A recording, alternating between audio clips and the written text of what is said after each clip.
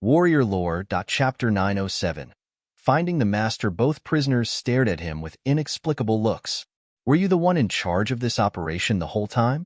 Tridacil asked while properly analyzing Gustav's features. He had noticed how the two main members of the family spoke to Gustav with respect. That doesn't matter, Gustav said while walking toward them. That means it's you then. You were the one that caused me to pass out on that fateful night. You've been watching for longer than we knew. Coterio's face lit up in actualization as he voiced out. The main family, keeping things under wraps, had truly left the enemies without any idea that an MBO officer was already investigating the case. While it looked like it was a good thing for them that it wasn't revealed to the entire family that the emblem had been stolen, it actually wasn't. This blinded their access to information as they had no idea about Gustav's presence in the city. They still thought that the main family was investigating by themselves, which they felt would lead to a dead end anyway. Coterio and Tridacil couldn't believe their demise came from this young man in front of them, who looked no older than 19 years of age. What does it matter now? Gustav scoffed as he stood in front of them. Coterio and Tridacil turned to stare at each other for a moment before making an eye gesture. Both their faces hardened up as they suddenly jumped to their feet. Coterio grabbed Gustav by both hands and held him in place, while Tridacil grabbed his throat with a threatening gaze. Madame Salora and Uncle Bila were instantly alarmed as this happened. They moved quickly towards the cell, but Tridacil's yell was heard next. "If you move a muscle, I will snap his neck instantly," he voiced out with a villainous tone. They paused in their tracks after hearing that while looking up ahead with troubled expressions. "Ha ha ha, what did you think would happen? We are like humans in this cell with our bloodlines sealed." "Weak," Coterio stated while laughing. "Now it's just 3 ordinary men in a cell, and of course, both of us will easily overpower this MBO officer," Tridacil added. "Let him go," Uncle Bila voiced out. "No, he is now our ticket out of here if you—" Tridacil was still speaking when Gustav cut him off. "Wrong move," he voiced out. "Huh," Tridacil exclaimed with a look of confusion, but in the next moment, Gustav pulled his arms out of Coterio's hold and swung his palm sideways. "Pa!" A devastating slap landed on Tridacil's face, sending him crashing towards the wall. "What?" Coterio voiced out with a look of shock and quickly tried to attack Gustav. "Pa!" Gustav slapped his wrist away with the back of his left palm and proceeded to swing his palm towards the right afterwards. "Pa!" Another crispy slap rang out as Coterio was sent spiraling towards the wall as well. Bam! He slammed into the wall and fell to Tridacil's side. Gustav turned around to face Madame Salora and Uncle Bila, who had astonished looks on their faces. He gave them a look of "I told you I could handle it," and proceeded to turn back around before he started walking towards both prisoners sprawled out on the ground. Both of them were left standing there with looks of disbelief and shock as the thought, "How?" ran through their minds. Gustav arrived in front of Tridacil and picked him up with a single hand. "You first? You're going to tell me if you find this place familiar," Gustav voiced out before placing his left hand on Tridacil's head. "What place?" "I already told why." While he was speaking, Gustav activated an ability. Mental manipulation has been activated. Tridacil's line of sight suddenly turned completely dark. He couldn't see anything, like he had gone blind.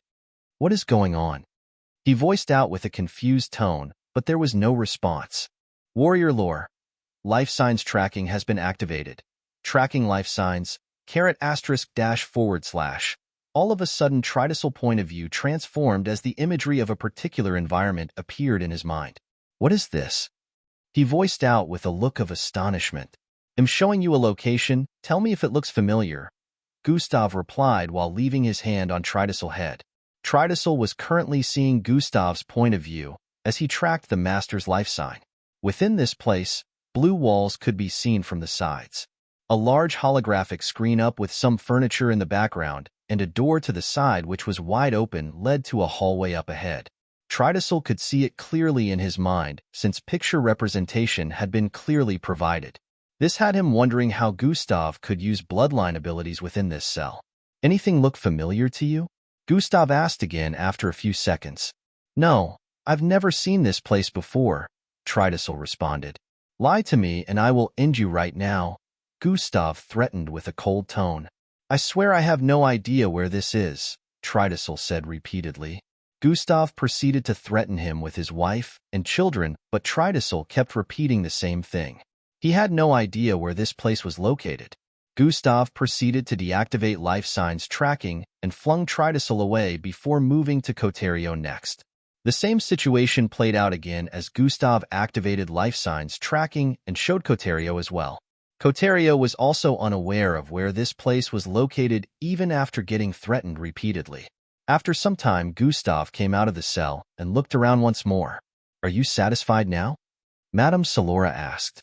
"No, they'll be interrogating all of them next," Gustav said as he moved towards a cell up ahead. "All of them?"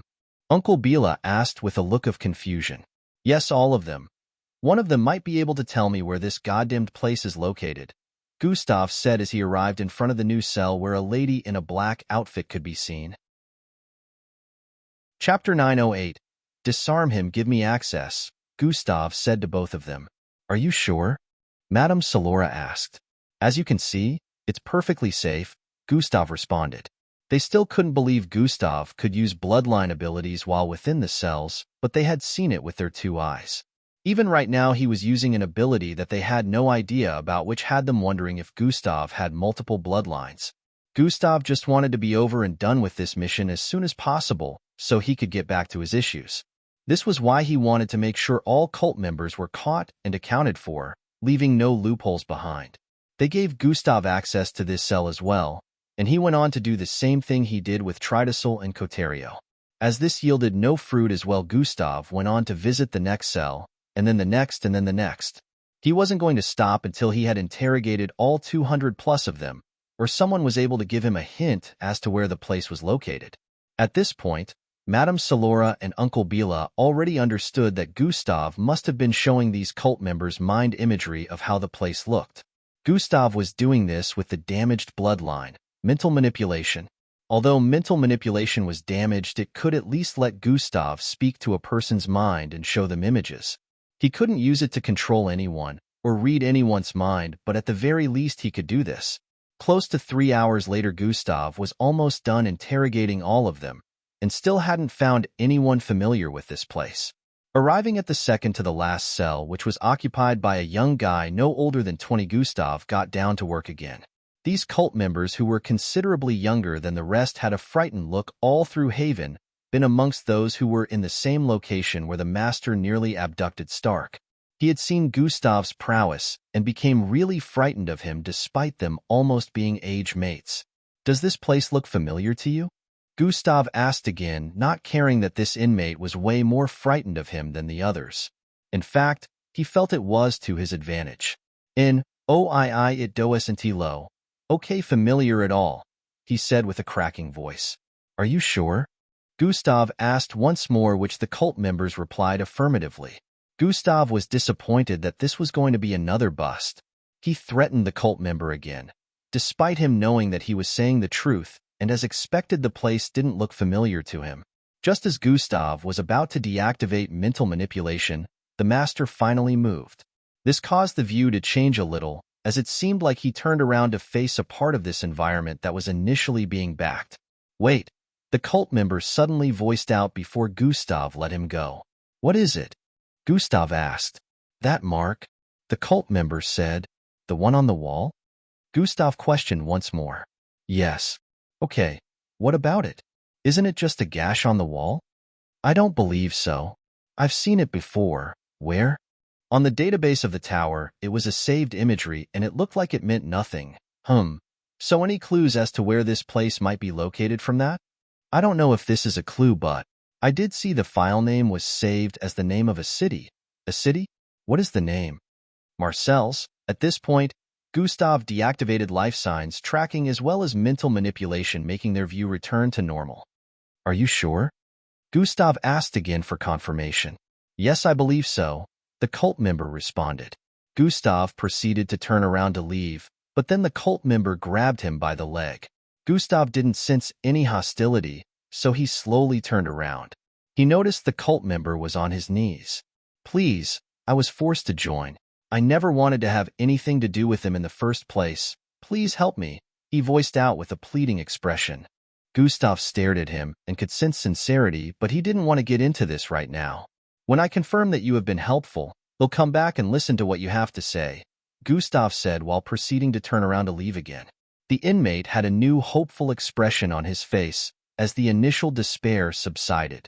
I have a lead, Gustav said as he came out of the cell.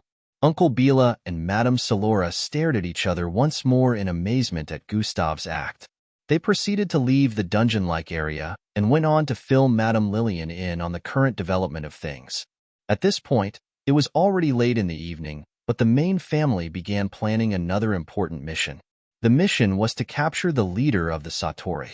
It wouldn't be much of a stress so long as Viltru was the one doing the capturing. They only needed to find his precise location.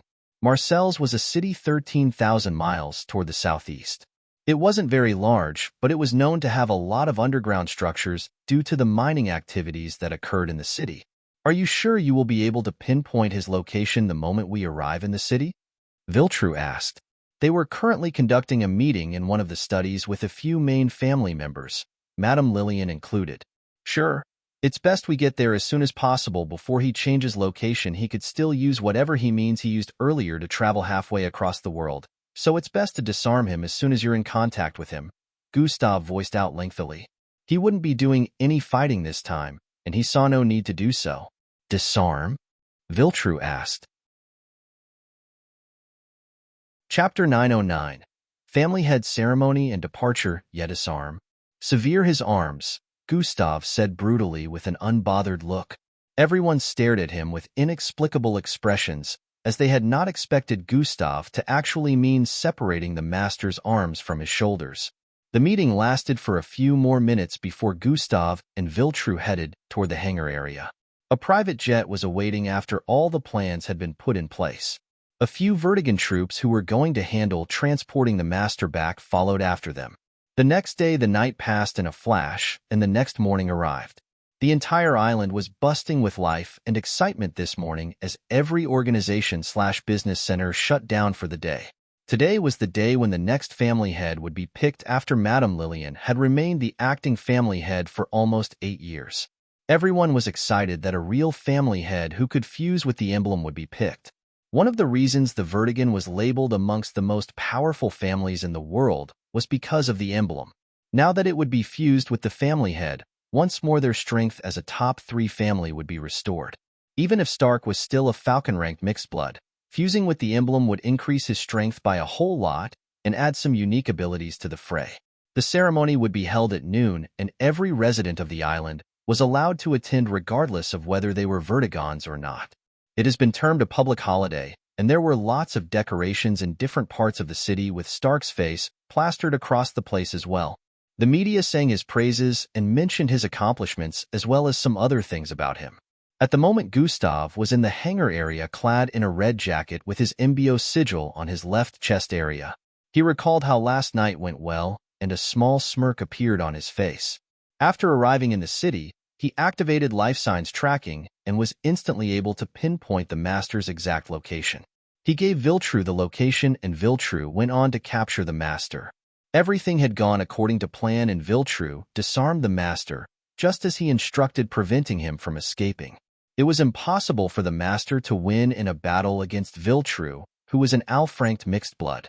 No matter how strong he was, he wouldn't even be able to leave a single injury on Viltru's body, which was why his only option was to run, which was taken away from him as well. Viltru captured the master that night, and they arrived back at the island by midnight. The whole mission went so well that Gustav was a bit worried he might have missed something. There was always a twist or a sudden occurrence that would somehow throw things out of balance, but this time it wasn't so. Gustav helped to free the cult member who gave him the information and left the Vertigons to deal with the others however they liked. The one last thing that baffled him was how the Satori got the emblem in the first place. Both former family branch heads who were now prisoners had given an explanation, but it still seemed a bit sketchy to Gustav. Anyways, all that was done now, and all the people involved had been captured. Gustav had left everything else to the Vertigons. He was done with this case. Currently, the main family members were gathered around him as they wished him safe travels and thanked him for everything so far. Gustav reacted to their farewells positively as he felt his time here wasn't actually bad. He had been here for about a week and a half now. It made him glad that he completed the mission in such a short time frame, so he could go back to dealing with his own matters since he won't be sent on another mission anytime soon. Thank you so much, Gustav, Stark voiced out as he hugged Gustav. You saved my life, he added with a look of gratitude. Nah, he wouldn't have killed you. Gustav chuckled lightly as he hinted at the master. You still saved my life. He would have killed me after getting what he wanted anyway, Stark said while tapping Gustav's shoulder. That wow. Just accept my gratitude, Gustav, haha. Stark broke into laughter after cutting Gustav short. Sure. You're welcome, family head, Gustav said with a smile. Oh, don't taunt me. My days are about to get very stressful, Stark said with a look of tiredness. Gustav couldn't imagine what it was going to be like leading such a large family, but he was glad he had no idea.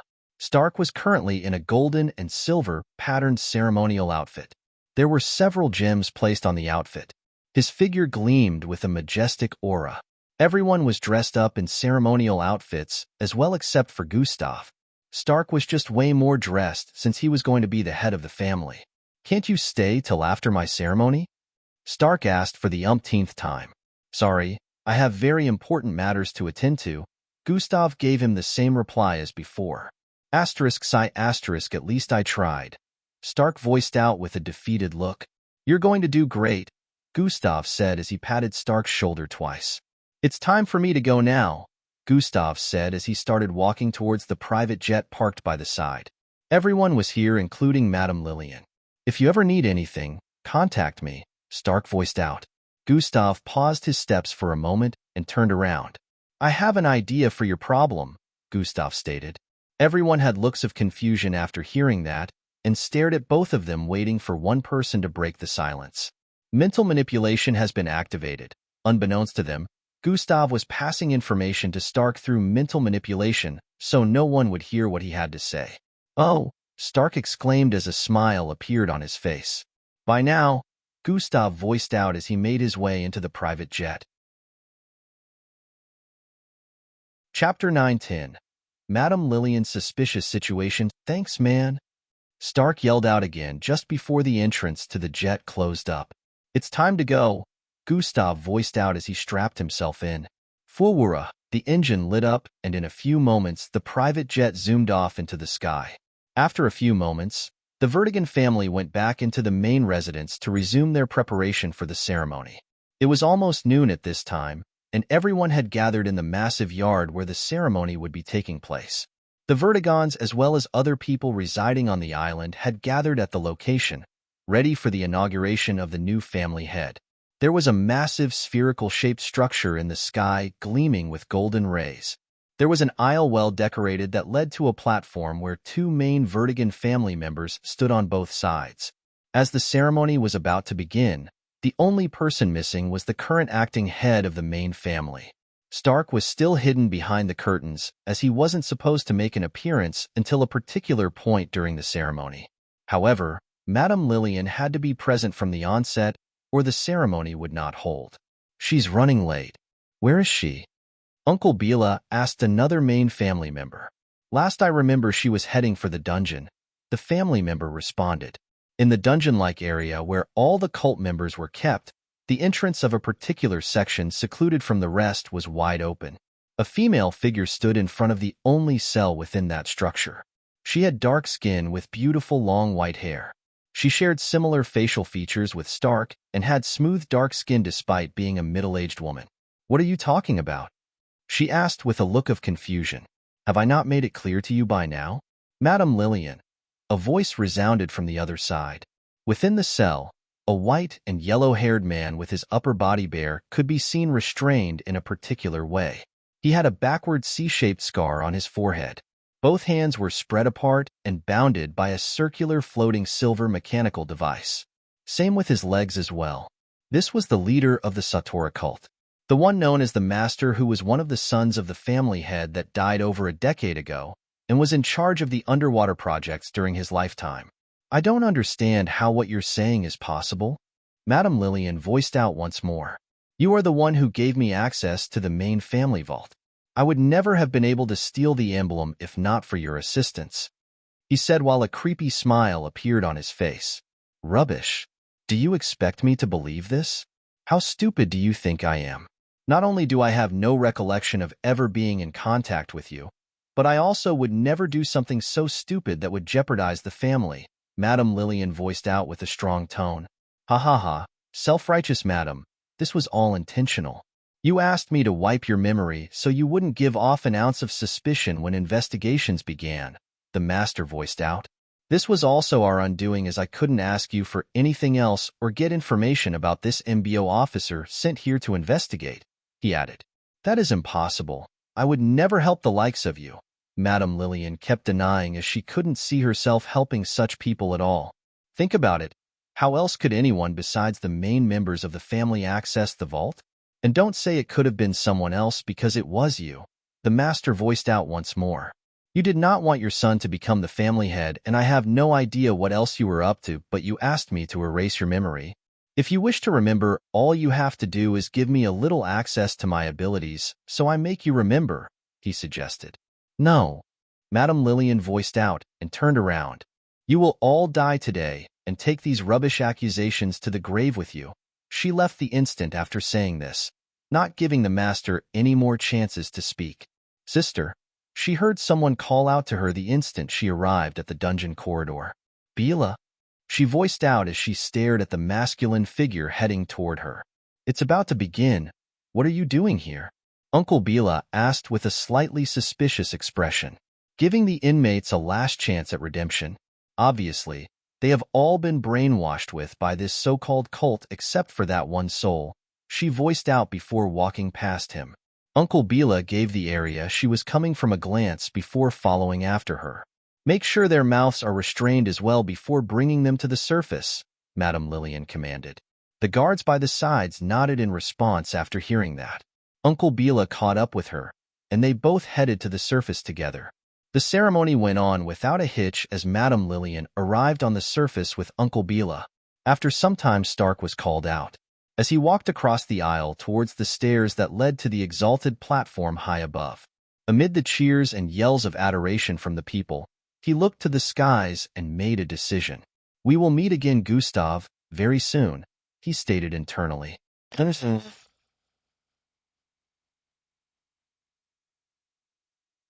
This had gone by in a flash, and Gustav was currently within one of the bases of the MBO.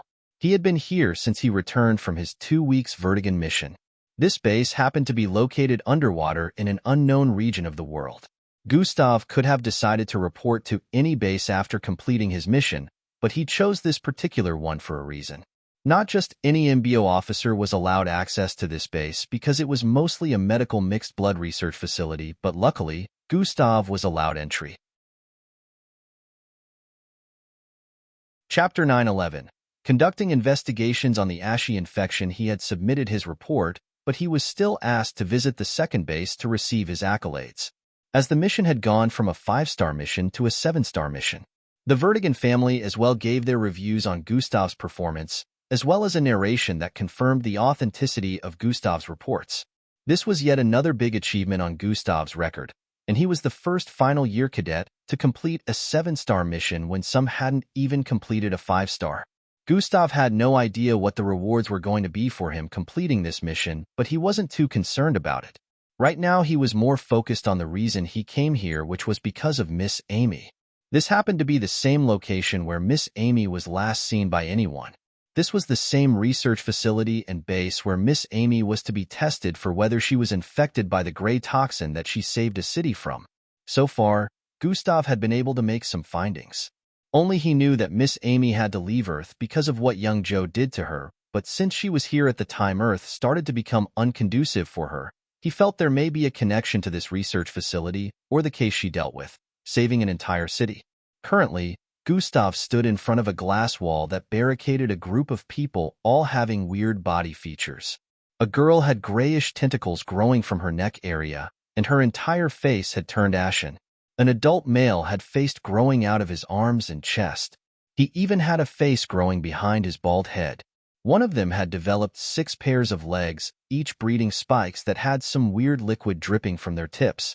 Besides the unsightly mutations, they all shared 2 things in common. Their faces were ashen, and they looked pretty lifeless, only reacting to sound. According to the information Gustav had been given, these were civilians who were initially dwelling in the city of the ashy fog outbreak.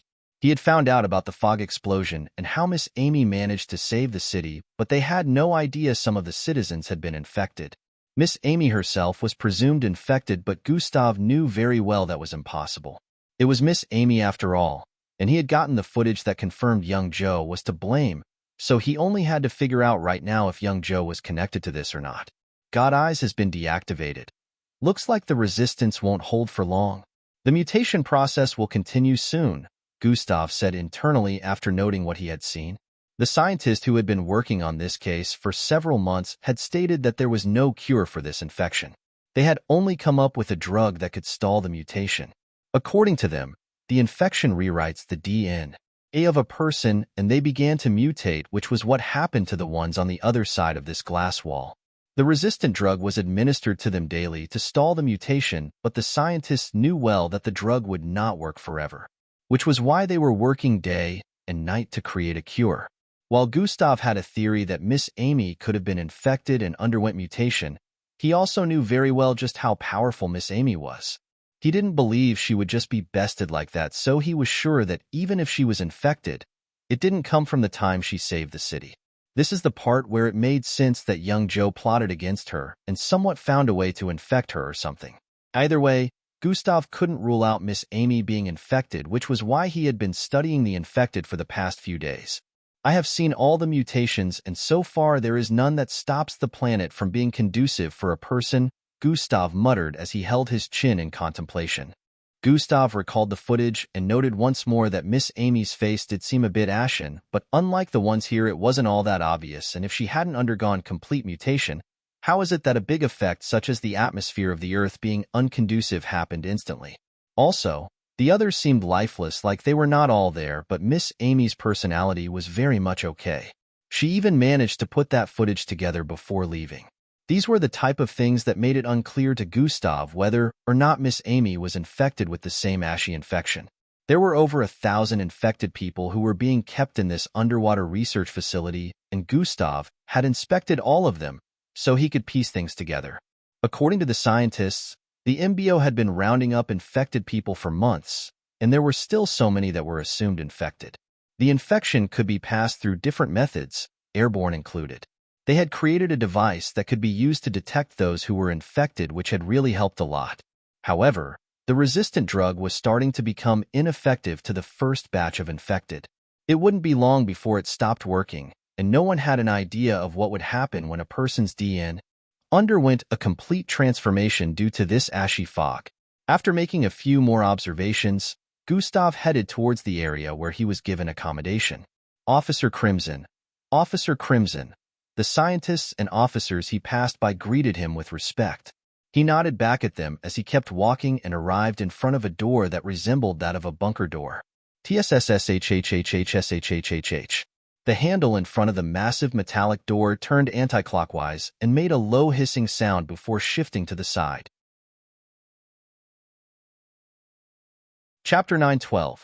The systems return. Gustav moved in and found himself in a large room with a massive glass wall behind. Beyond the transparent glass, an oceanic underwater view could be seen. There were lots of floating reefs, aquatic animals swimming by, and seamounts in the distance. It was truly a beautiful sight. Gustav moved towards the side and sat on his bed. Zing, a circular-shaped head-sized orb, appeared in his line of sight in the next moment. "You have something for me?" Gustav voiced out as he stared at the transparent orb. The light within flickered twice, as if telling Gustav it did. The body of the transparent orb transformed and began to display a footage. This footage showed a young man with slanted sharp eyes clad in a blue business suit. This was obviously young Joe, and he was in what looked like a boardroom. The footage was fast-forwarded, and in the next instant, he was in his office holding another private meeting. The footage changed, and he was dressed in another business suit, but this was a different time and day. The footage kept on changing repeatedly and fast-forwarding, showing different days and different activities young Joe engaged in daily within his father's industry. At this point, Gustav understood that the sacred orb just happened to be showing him its observation over the past 2 weeks. It probably wanted Gustav to take note of something. After a few more minutes, the 2 weeks footage ended. In the last 2 weeks, there have been a few suspicious constants, Gustav mumbled as parts of the footage replayed in his mind. Gustav had noted that young Joe left his office at odd hours when a particular associate arrived at his office. Besides this, at occasional hours he would be in a video call with a strange figure that also spoke a strange language. Gustav had noticed he had that video call twice a week for the past 2 weeks, and he already had one this week again. Gustav held his chin as he tried piecing a few things together for some seconds. A particular scene from one of the footage appeared in his mind at this moment. Playback scene 9 hours 47 minutes and 23 seconds, Gustav instructed. The sacred jewel gleamed with a white glow before the surface of its body began displaying a particular scene. Pause, zoom in on the office table, Gustav instructed once more. The footage was zoomed in just as Gustav instructed, and what could be seen was a weird-looking logo on a side of the holographic video call young Joe was on. It was only displayed for an instant, and nearly completely blotted out by the figure on the other end of the call, but Gustav was able to spot it. His gut told him this weird-looking logo might be a clue. Cross-reference that logo and search every part of Plankton City. Let's see if there is any place that uses it, Gustav instructed the orb. The sacred orb gleamed once more with a bright light and began blinking repeatedly. Don't waste your time, the system suddenly voiced in his head. You're back, Gustav stated with a surprised expression the instant he heard the voice of the system. Yes, the system responded bluntly.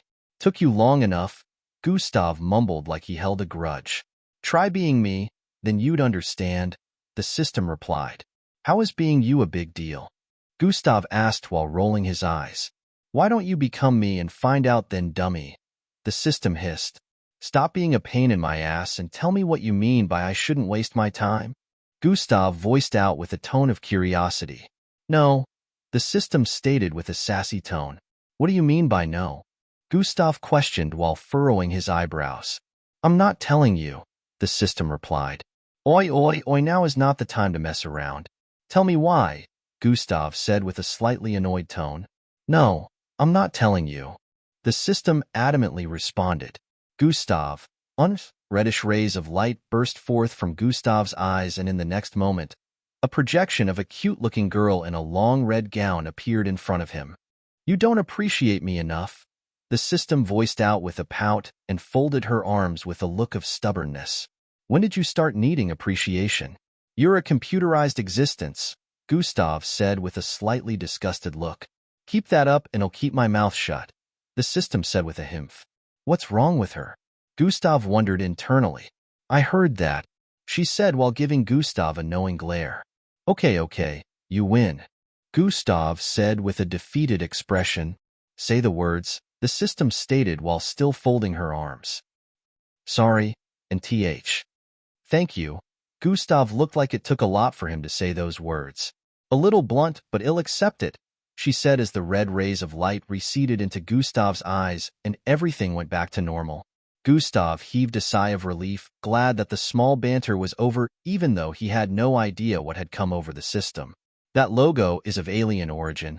The system stated the reason it told Gustav not to waste his time. Oh, Gustav mumbled as he held his chin with a contemplative look. You won't find it anywhere on this planet. Just as the system finished speaking, the glow on the sacred jewel blinked 2 last times before stopping.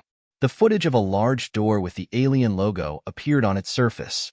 Gustav stared at it with a suspicious look as he voiced out, What did you say about not finding it anywhere on this planet? It's not supposed to be anywhere on this planet. That's an archaic Mindaloga planet writing, the system said with a tone of confusion and disbelief.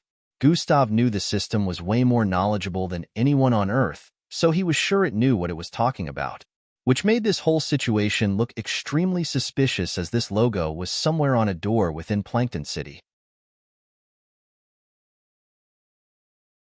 Chapter 9:13. Lockdown protocols initiated. Tons of theories began to appear in Gustav's mind, but one thing he knew for sure was that, whatever young Joe was planning, it was definitely something big and crazy. Where is this door is located within Plankton City? Gustav questioned the sacred jewel. The footage began to zoom out, extending upwards for a few seconds until it finally displayed a particular location in Plankton City. Just like that, the entire night went by and the next morning arrived. Today made it the 5th day Gustav had been in this embryo research facility/base. He was awake throughout the night after giving the sacred jewel another surveillance task at a new location. He spent the night strategizing for his next objective, which happened to be in line with completing a 1-year quest. Successfully infiltrate the Bureau of City's research center and get scientists' confiscated research. Gustav had to deal with this as well as the young Joe situation. He had begun planning the infiltration a long time ago, so he was just concluding on how he would go about it. Getting the rest of Sir Zill's research was just as important as dealing with young Joe, since they both had connections with the endangerment of the Earth. However, Gustav had decided he would deal with young Joe's situation first, since there were still 4 months left before the timer for the 1-year quest would be done. He would be leaving for the second base later today, but he had decided to stick around this research facility for the rest of the morning. After a few more hours indoors, Gustav moved out of his room to go have breakfast in one of the underwater facility dining areas. There were close to 100 people within this particular dining area, all ranging from MBO officers to scientists that work down here. Gustav headed towards the counter and made his order. Food was free for all, but Gustav couldn't have his lavish way of eating due to that. The food offered was rationed, and to a certain extent, the quantity was good but not enough for Gustav. He just took his tray back to a corner of the dining area and sat. The place was a bit loud due to people sitting with one another and having convos while eating. Just the usual sight. After digging in for a bit at an empty table, a lady in brownish cargo pants and a green tank top approached Gustav's table. She placed her tray right in front of his and sat opposite him. "I got it," she voiced out after taking her seat. Gustav continued eating for a bit before dropping the spoon in his hand. "Don't act suspicious, just pass it over," Gustav voiced out in a low tone as he reached out to grab the water beside him. "Do you know how much trouble I went through just to get a sample?" she said while passing a cylindrical-shaped finger-sized item to Gustav's tray. Gustav stared at the item for a brief moment while activating God Eyes. God Eyes has been activated. His eyes glowed for a bit before he subtly nodded and deactivated God Eyes. "Your effort is much appreciated. How much do you want for it, Sandra?" Gustav asked. "Money? Nah, that's useless to me," the beautiful lady with green and reddish-colored hair responded with a light scoff. "Oh? So what do you want in return, then?" Gustav asked while making the item disappear into his storage device. "You owe me a favor and I will be cashing that in the nearest future," she stated while taking a spoonful of food. "I'm all right then. So long as it is in my power, I'll do what I can when the time comes," Gustav responded. "Good," Sandra said after swallowing down food. Sandra was an MBO research analyst who worked with a team of scientists trying to create a cure for the ashy infection. Gustav had met with her and the other scientists on the first day he arrived here. He asked directly from them about the day Miss Amy came down here for a test.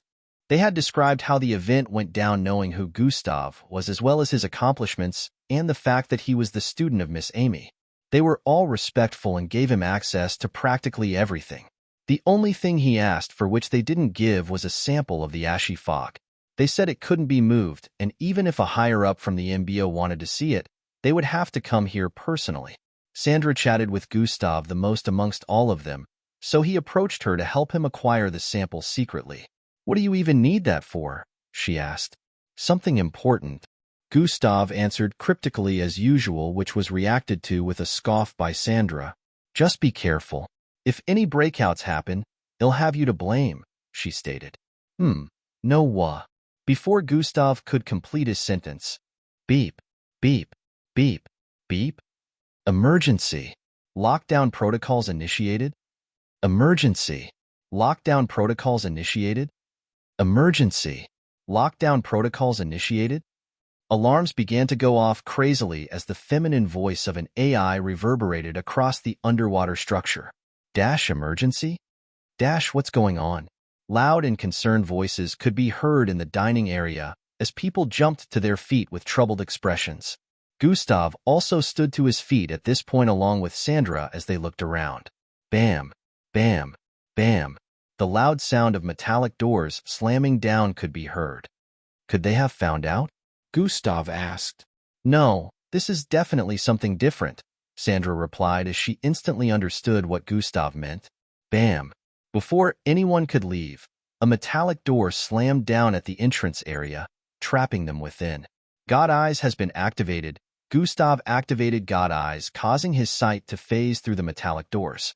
This part of the underwater facility was quite close to the far east area. Gustav's first thought was to gaze towards the south area. His sight traveled past quite a few metallic doors, and he also spotted a few MBO officers in uniforms moving towards a particular area swiftly with troubled expressions. Chapter 9:14. They won't get there in time. His sight also happened to be moving towards the same area, so he sped up his zooming sight. He finally arrived at the south area, which happened to also be barricaded by a metallic door. Some people in lab coats could be seen on one end of the metallic door. They all had panic-stricken expressions as they moved away from the metallic barricade. Gustav couldn't hear what was going on from this distance, but he could see vibrations. The metallic door was being pounded upon from the other end. He wasted no time, making his sight zoom past the metallic door, and upon arriving on the other end his eyes widened a bit in surprise. That's, as he voiced out, the other MBO officers in the dining room were also receiving information on what was happening. A few infected broke through their cells? One of them voiced out loudly.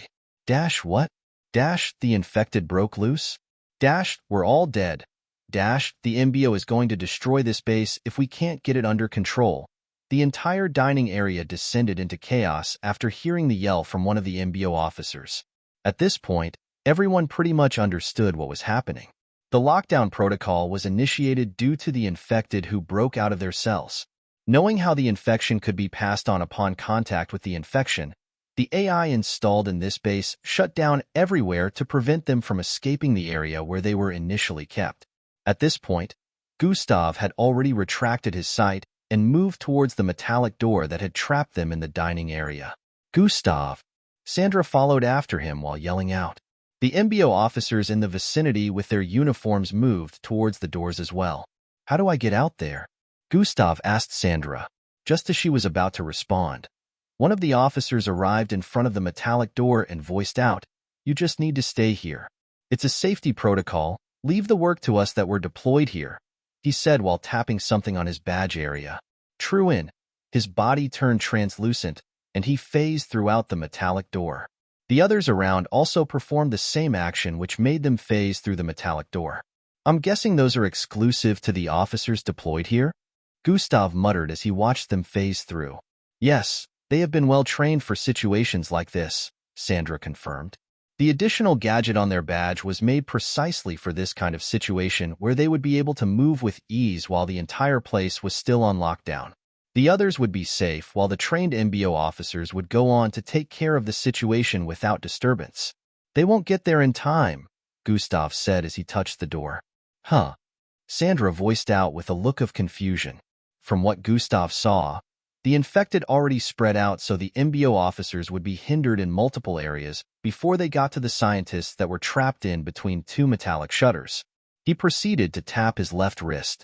True in, a blue bracelet appeared on his wrist in the next instant, and he tapped the surface a few more times. Sandra was still at loss as to what Gustav was up to, but before she could ask again, zing, Gustav disappeared amid a flash of blue light. Was that a dimensional bracelet? She muttered with a slightly surprised look. Zing, Gustav reappeared in his room and quickly moved towards the door. He had initially marked this particular location as a checkpoint.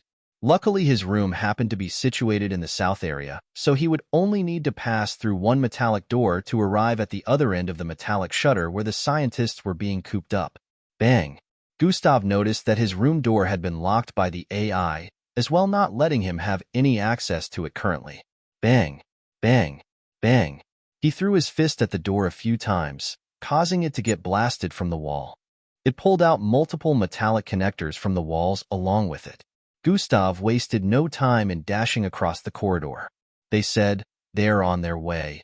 Within a darkened space where red lights kept blinking, a panic-stricken feminine voice was heard. "We'll be dead before they arrive here." A masculine voice was heard next. Bang, bang, bang, bang. The massive metallic shutter in front of them kept getting pounded forcefully.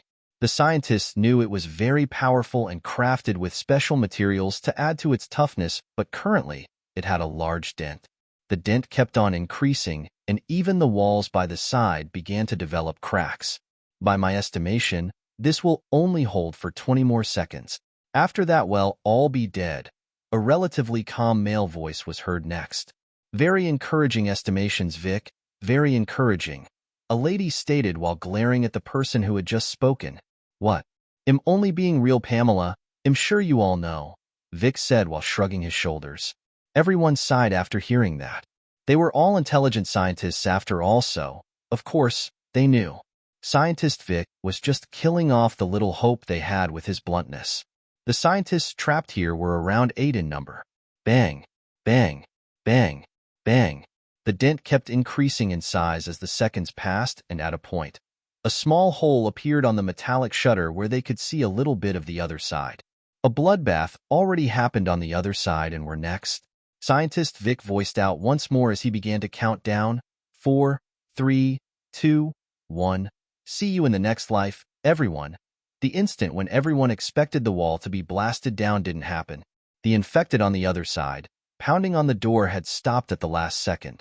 Instead, what they heard next were loud screeching sounds, accompanied by sounds of collision and flesh ripping. Chapter 9:15. Erasing the infected on the other side, pounding on the door, had stopped at the last second.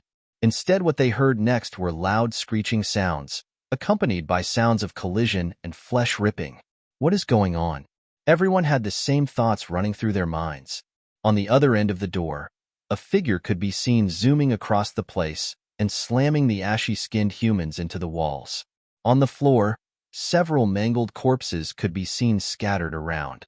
Blood was everywhere, and from the looks of things, these corpses belonged to some scientists since lab coats could be seen on the bodies.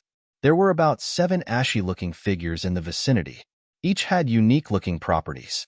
One had snake-like vines growing out of every part of his body.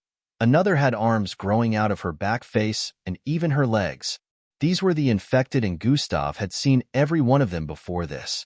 Initially, they looked lifeless, but now their eyes were bloodshot. It almost looked like they had a mind or purpose now, prior to earlier. Gustav arrived here at the moment they were about to break down the metallic shutter barricading the scientists. He wasted no time in heading for the closest one and bashing his skull into the wall. After his presence was noticed, they all flocked towards him with extreme bloodlust. Swoosh! Gustav noticed that there was a weird stench permeating the environment, so he instantly held his breath as he dashed forward.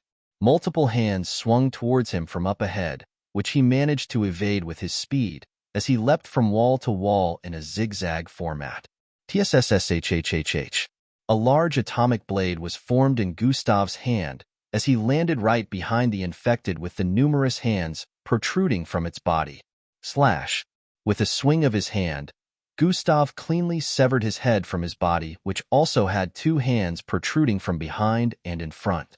A ball of whitish gas shot out of its decapitated neck area, causing Gustav to jump backwards instantly. From all sides, different attacks were headed for him as the others lunged forward. One of them shot out whitish projectiles of gas which Gustav guessed could cause someone to be infected. Partial collapsal transformation has been activated. Gustav's body bloated a bit as he stomped the ground. Sheik, sheik, sheik. Iroh silk shot out from the ground, surrounding him before stabbing and spreading outwards. Kaireawa, the sound of screeching filled the environment as the infected around Gustav got stabbed by gigantic spikes from the Iroh silk. Some of them got stabbed into the wall, leaving massive holes in their upper body. Sprint has been activated. Gustav proceeded to bolt forward as he conjured up another atomic blade and went on to decapitate the rest of the infected. TSSSHHHSSSHH. Whitish fumes could be seen escaping the corpses of the infected after Gustav had finished dealing with almost all of them. The only infected left was a little girl no older than 10 years old. She had attacked initially, but Gustav swatted her away like a fly by slapping her with one hand. He dealt with the others before facing her. Her eyes turned bloodshot as she glared at Gustav with drool dripping down her lips. Kairhaya, after making another screeching sound, her body split into multiple clones of herself, and they all lunged at Gustav. The atomic blade in Gustav's hand disappeared as he stood in place while activating combination. Combination has been activated. Sprint plus dash. The girl as well as her clones all slowed down in midair, almost like they had paused. Gustav stared at every one of them as his eyes turned red and golden. Tuhush. He leapt forward and swung his left leg towards the side. Bam! The kick he threw out slammed into the side of the girl, sending her hurtling across the air as she flew into the cell that they were initially kept in. The glass had been broken, so it wasn't much of a cell, but after performing that action, Gustav stomped his feet on the ground. Shickle of the Iroh silk shot out of the ground and formed a wall in front of the cell, barricading the girl within. The other clones who had leapt forward earlier ended up grabbing thin air as Gustav had arrived behind them.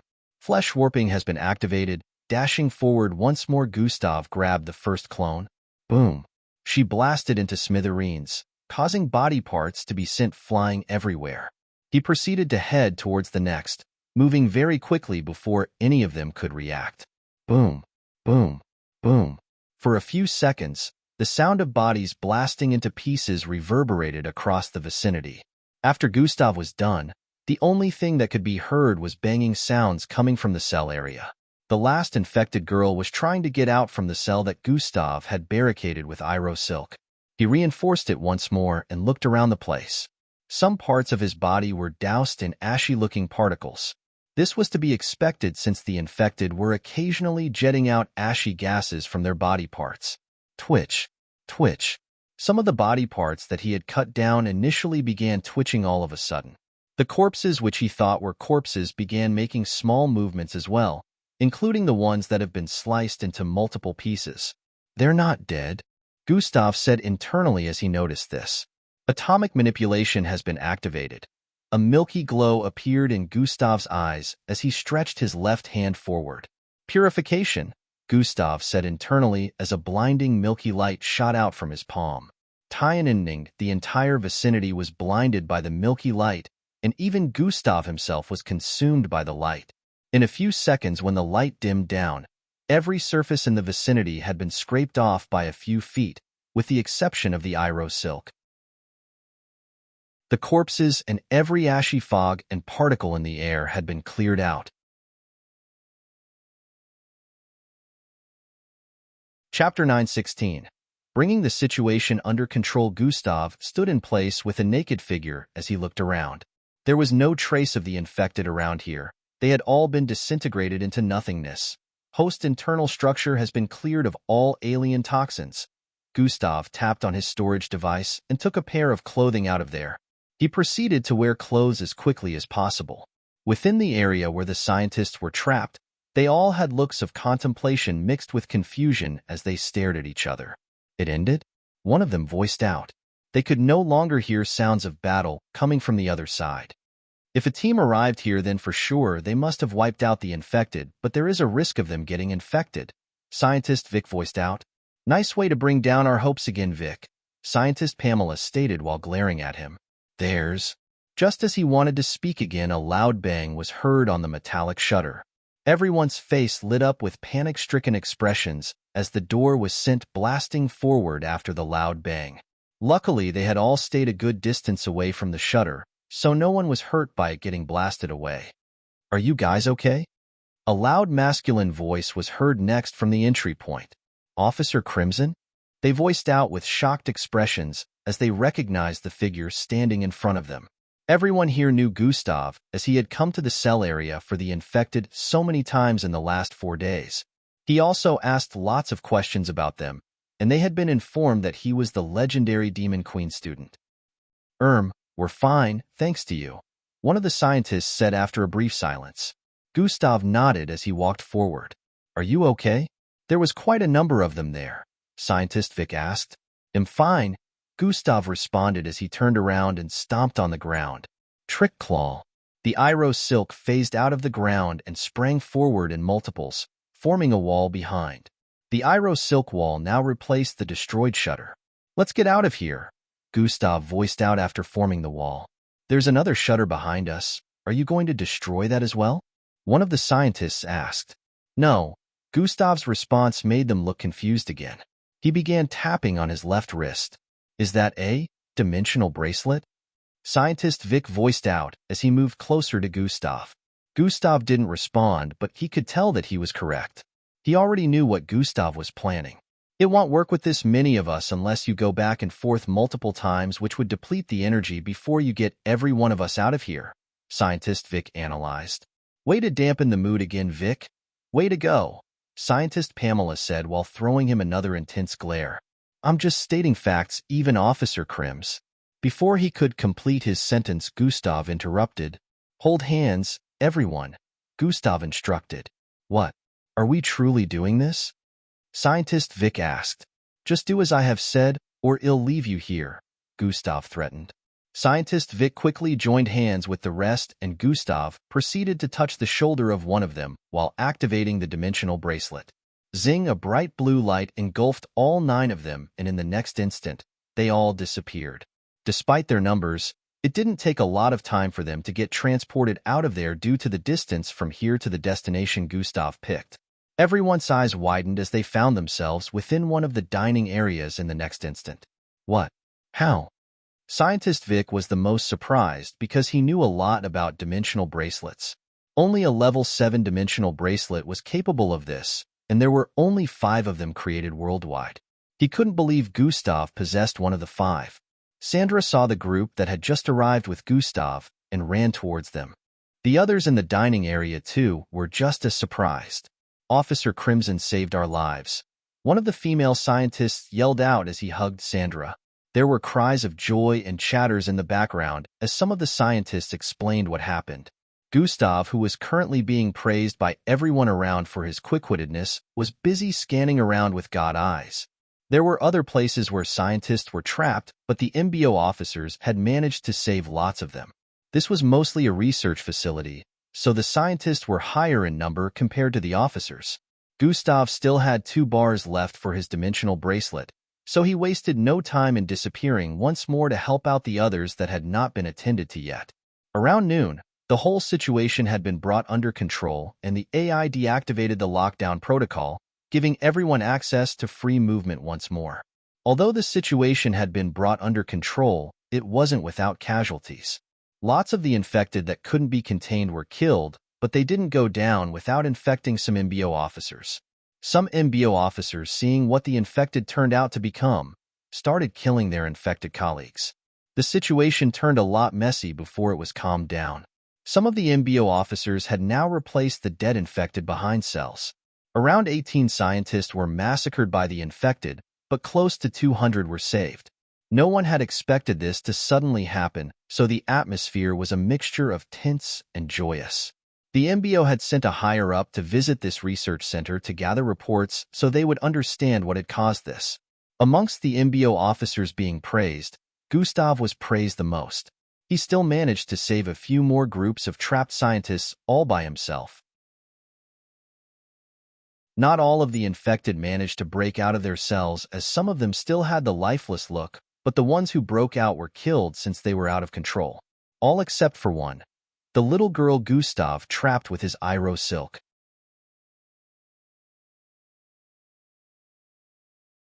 Chapter 9:17.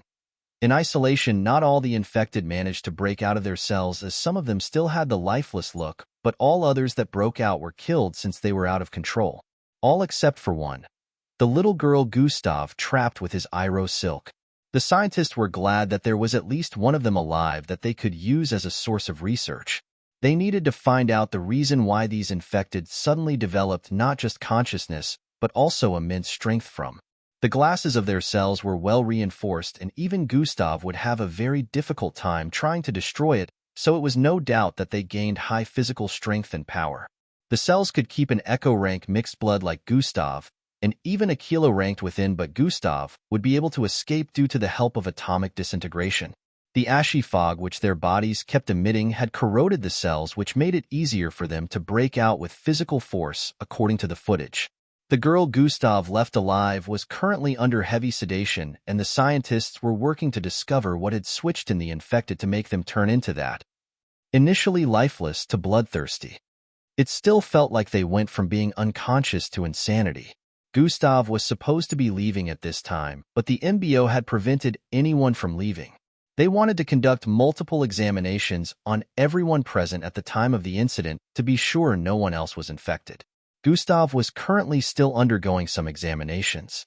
He realized his trip might have to be postponed till the next day. So far, every examination had diagnosed him as uninfected, which was surprising to the examiners, as they had watched the footage of Gustav saving multiple scientists. The one where he saved the first group was especially dumbfounding to them, since he was directly exposed to the ashy gases. How he was still cleared of infection was shocking to them. They began wondering if he was immune, as some MBO officers who didn't even get as exposed as he did were currently infected. This was all due to the toxin immunity ability, which was currently at maximum level. The ashy gases were considered toxins, so they were all purified despite invading Gustav's body. It was impossible for such things to affect Gustav anymore, which was a luck that other more MBO officers powerful didn't share. However, Gustav was still kept in isolation with the others for now. The examination being performed on the infected girl Gustav trapped earlier was to find out what had happened with them, but Gustav pretty much already knew why this incident occurred. He recalled yesterday when he visited the area where the infected were kept. Gustav was able to see with God eyes that the resistant medication they kept administering to them barely had any effect anymore. He could tell mutation would resume soon, but had no idea when that would be.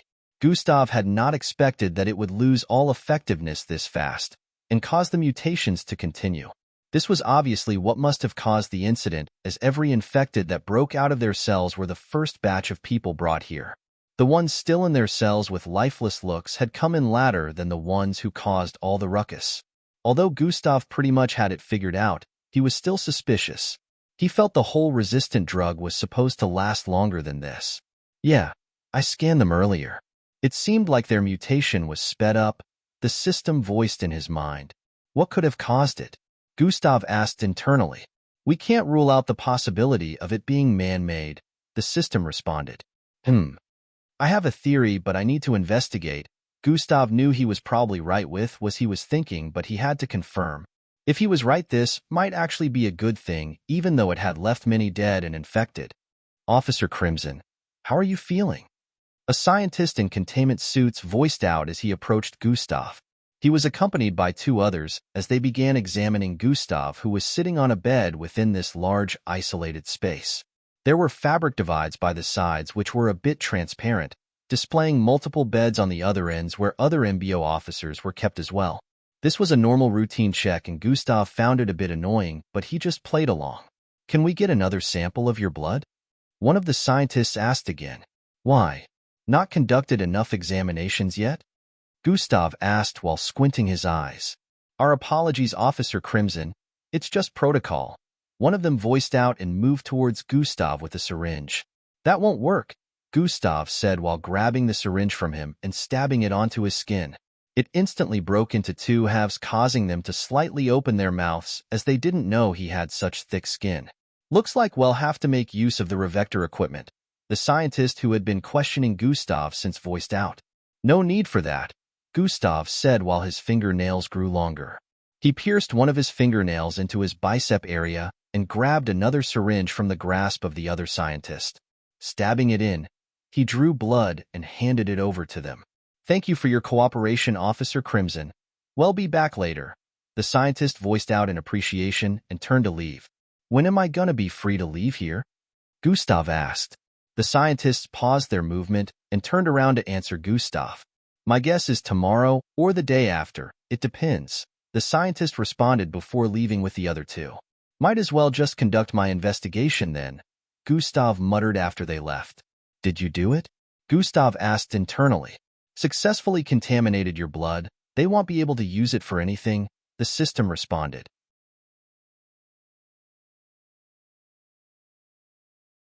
Chapter 9:18. The culprit is good, Gustav said internally with a sigh of relief. Gustav already knew why they came to draw his blood amongst many others that were here. He could tell that they had already seen footage of where he dealt with the infected, and they already suspected he was immune. The problem was that they still wouldn't be able to create a cure from his blood, because toxin immunity was a system-based ability. If it was a bloodline-based ability, his blood would most likely have an effect and might be of help. Gustav had asked the system to contaminate his bloodline since they would be conducting examinations on it.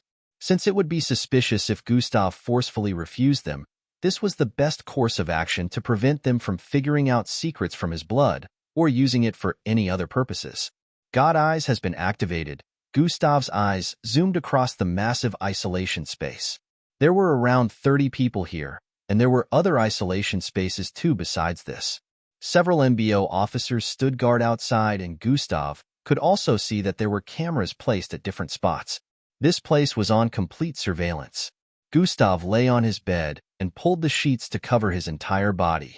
He activated his storage device and pulled out some pillows from there. Under the sheets, he made some arrangements and began tapping his dimensional bracelet. In a few seconds, zing! A small flash of blue light, barely visible, appeared in Gustav's area.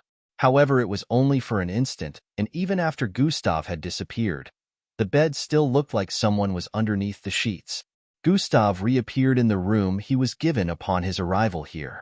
I probably only have around 2 hours. It's more than enough time, Gustav muttered as his body began transforming.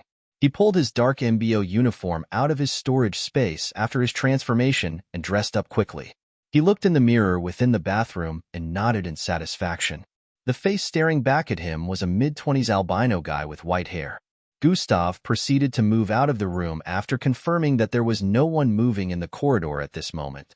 The surveillance room should be around the east area, Gustav calculated, and began making his way there. Even after passing several officers, he was not stopped by any of them. Most of them were in black MBO uniforms like him, which signified they had the same ranks in the MBO. After a few minutes, Gustav arrived in front of the surveillance room and went in. The MBO officers at this particular post questioned Gustav on his business here, and he gave them a story related to how one of the higher-ups had sent him here to check on a particular timestamp within a particular area. Gustav, being a great actor, managed to convince them, and they went on to give him access to one of the holographic computers displaying footage of places within the research facility. Gustav wasted no time and checked a particular timestamp within the area where the infected were kept.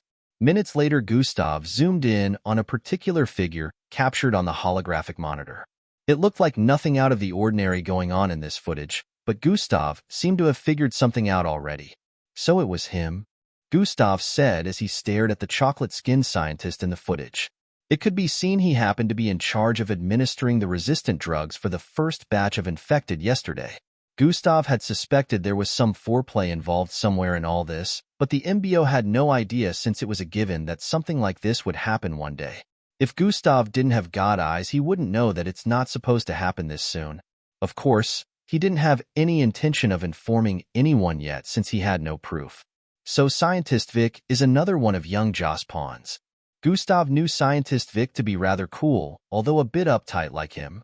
He was a total mood killer, most times like a depressed youth, but he was also nice from what Gustav noticed in the last 5 days he was here. If he didn't ask Sandra for help with the sample, he would have asked Vic. Now he realized he would have made a grave mistake if Sandra wasn't in the picture.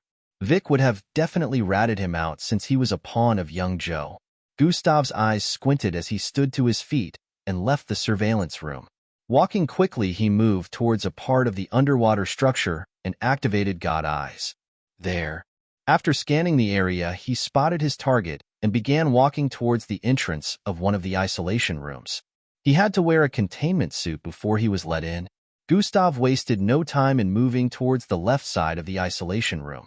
A chocolate-skinned man with a handsome face but rather uninterested expression lay on the bed Gustav just arrived in front of. He looked like he was lost in his thoughts as he lay there while staring at the ceiling. "You and I have things to discuss." A voice pulled him out of his reverie. He raised his head to stare at this unknown officer in containment uniform with a look of confusion. "Huh?" he exclaimed, but Gustav didn't give him any explanation. Instead, Gustav reached out and grabbed him. "What are you do?" Before Scientist Vic could complete his sentence, Zing, a flash of blue light engulfed them, and they disappeared in the next instant. Bang! The doors to the isolation room were speedily pushed open, and multiple MBO officers charged in a minute after Gustav and the scientist disappeared. They seemed to have caught wind of the situation, but it was too late. Gustav was long gone with Scientist Vic. They reappeared in an unknown mountain region at a cliff of 7,000 feet tall mountains. Gustav's right hands were locked around Scientist Vic's throat as he held him right over the edge of the cliff.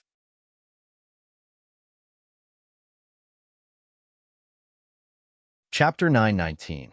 You should have just let me die. As they reappeared in an unknown mountain region at the cliff of a 7,000 feet mountain. Gustav's right hands were locked around Scientist Vic's collar area as he held him right over the edge of the cliff. What are you doing? Let me go. Scientist Vic yelled out as he tried to free himself from Gustav's grasp. Gustav's gaze remained cold as he stood unflinching and even moved a few inches forward. I will ask some questions and you will tell me the answers to them, or the bottom of this cliff will be your grave, Gustav stated. Who are you? Vic asked with a tone of confoundment. Did you forget the part where I said I asked the questions? Gustav voiced out before proceeding to release his grasp from Scientist Vic cloth. Fuyeth, Scientist Vic eyes widened in shock as he began falling. Ah! His loud yell echoed across the mountain area as his patient clothes flapped repeatedly due to wind. Gravitational manipulation has been activated. Scientist Vic suddenly felt his body come to a stop in mid-air. His hands were already pushed out in front of him with his eyes closed, but as he paused, he slowly opened them. His face lit up with astonishment as his body began ascending. Flyhaya, his body arrived back in front of the cliff, and he could see Gustav's right hand outstretched, which meant he was obviously responsible for this. Gustav reached out and grabbed him by the collar again before deactivating gravitational manipulation. Now I recall you're a Zulu-ranked mixed blood, so I'm pretty sure you cannot survive a fall of this height, Gustav voiced out as he pulled Scientist Vic closer. Next time don't forget. I asked the questions, Gustav said with a low but chilling tone. Scientist Vic swallowed breath up his lungs and let out a long breath before speaking. You should have just let me die, he muttered. Huh? Gustav exclaimed. You should have just let me die. It's more tolerable than being alive, Scientist Vic voiced out once more. He's actually being serious, Gustav could tell as he stared at Scientist Vic's weird expression. He's crazy, the system voiced in Gustav's head. Maybe. Or maybe he's just tired of living, Gustav said internally. If you wanted to die, why the yell? Why was your heart rate increasing by the second? Why were you afraid? Gustav questioned while raising his left eyebrow. I'm only scared of the pain. Who wouldn't be when getting dropped from such a height? Why not just give me a swift, painless death? Scientist Vic suggested while shrugging his shoulders. Gustav could surely relate to this as Scientist Vic's answer made him recall old memories. That can surely be arranged after you answer all of my questions, Gustav responded. A few minutes later, I don't know what you're talking about, Scientist Vic said while folding his arms. Oh, I'm sure you do, Gustav responded. No, I do not. Scientist Vic kept denying. You and I both know that you do so unless you wish to die the most painful and gruesome death you could ever imagine. Tell me now, Gustav threatened as his eyes turned blood red. Yeah, I'd prefer that than to tell you the answer to the question you're asking, Scientist Vic replied. So you do know then. Is it worth it? Gustav stated before turning around and slamming Scientist Vic onto the side of the mountain. Bang! A small tremor could be felt after the collision and cracks appeared on that side of the mountain as Scientist Vic bled from his mouth. Is it worth the pain and suffering I'm about to inflict on you? Is young Joe worth it? Gustav asked while pulling Scientist Vic's face closer to his. Yes and no, Scientist Vic answered. You see, I stand to lose a lot from telling you the reason I sabotaged the medication for the infected, but of course that bastard isn't worth it. Scientist Vic said the first part with a slightly emotional tone while the second was laced with loathing. Chapter 920. Failed ploy. They had not expected him to return with the scientist as most of them thought it was a case of abduction, so this scenario took them by surprise. While they chased after Gustav, lockdown protocols were initiated once more. However, before they could surround Gustav from all areas. Zing, he made use of the dimensional bracelet and disappeared once more. Damn it, we lost him. One of them voiced out after witnessing Gustav disappear in a flash of blue light. Why was the dimensional disruptor inactive? Another one of them asked with a tone of annoyance. Gustav, who was the culprit, was still being searched for all around. Meanwhile, he had reappeared back in his room. He proceeded to take off his containment suit as well as his MBO uniform before putting on his patient uniform. He transformed back into his usual look. There's still time, Gustav said internally after checking the time. Luckily, he didn't spend too much time outside the facility. He proceeded to activate the dimensional bracelet once more. Zing.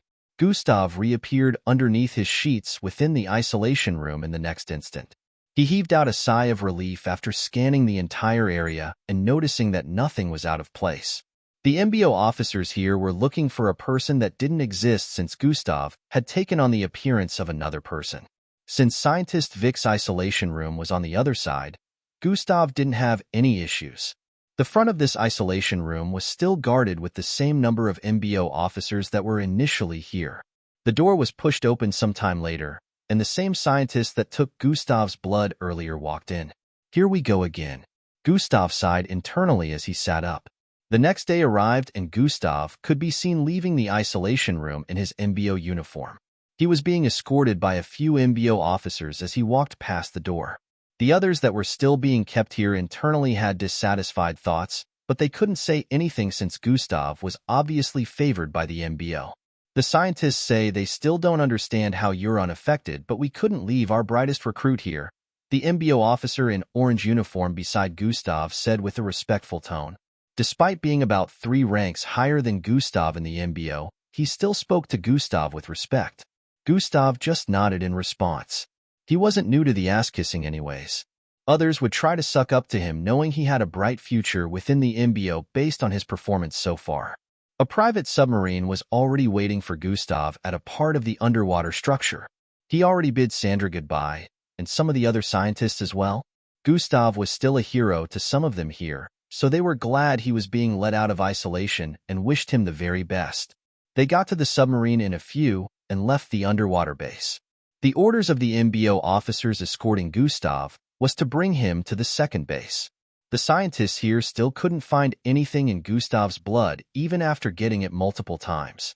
He was not infected, but also they couldn't find any special cell resisting the infection when they tried experimenting with it. So it would forever be a mystery how Gustav managed to do all he did without getting infected. This wasn't a new thing anyways, since there were a lot of mysteries associated with Gustav. The MBO was curious about him despite being a part of them, but they couldn't mess with him mostly because of Miss Amy. While on the way back, Gustav kept going through his plans for dealing with young Joe. Yesterday, he had found out a few things from Scientist Vic. What he did after making use of mental manipulation was instruct Vic to recall memories of when young Joe gave him the task to do. Mental manipulation was still a damaged bloodline, so he couldn't force his way into Vic's head. This was the only way to get it done. He was able to view Scientist Vic's memories as he recalled what had happened. This was how Gustav realized that the whole set up for him. Young Joe planned to get him infected after finding out he was at this research center. A ploy which failed since Gustav had toxin immunity. According to what he saw in Vic's memories, although young Joe had nothing to do with the creation of the ashy infection, he had done some experiments with it.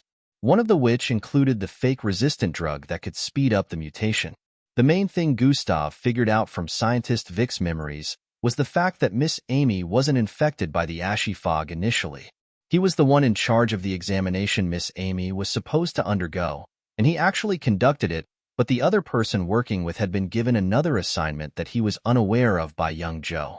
The memories hinted at Miss Amy getting infected but by a different variant of the ashy infection which was most likely created by young Joe. After the incident with Miss Amy on that day, Scientist Vic had found clues of the variant, but he wasn't the one who did the job. Gustav also figured out while Scientist Vic was under young Joe control from one of his memories. At that point, he really couldn't blame him for what he did. At least Gustav had the face of the person that was most likely involved in Miss Amy's incident. It was obvious that this person was working directly under young Joe and would have more information about what young Joe was up to which would aid his plans in eliminating him. All he had to do was find the other scientist who was currently supposedly on a mission in Plankton City. Gustav could not wait for all the formalities within the second base to be done with, so he could get on with destroying young Joe.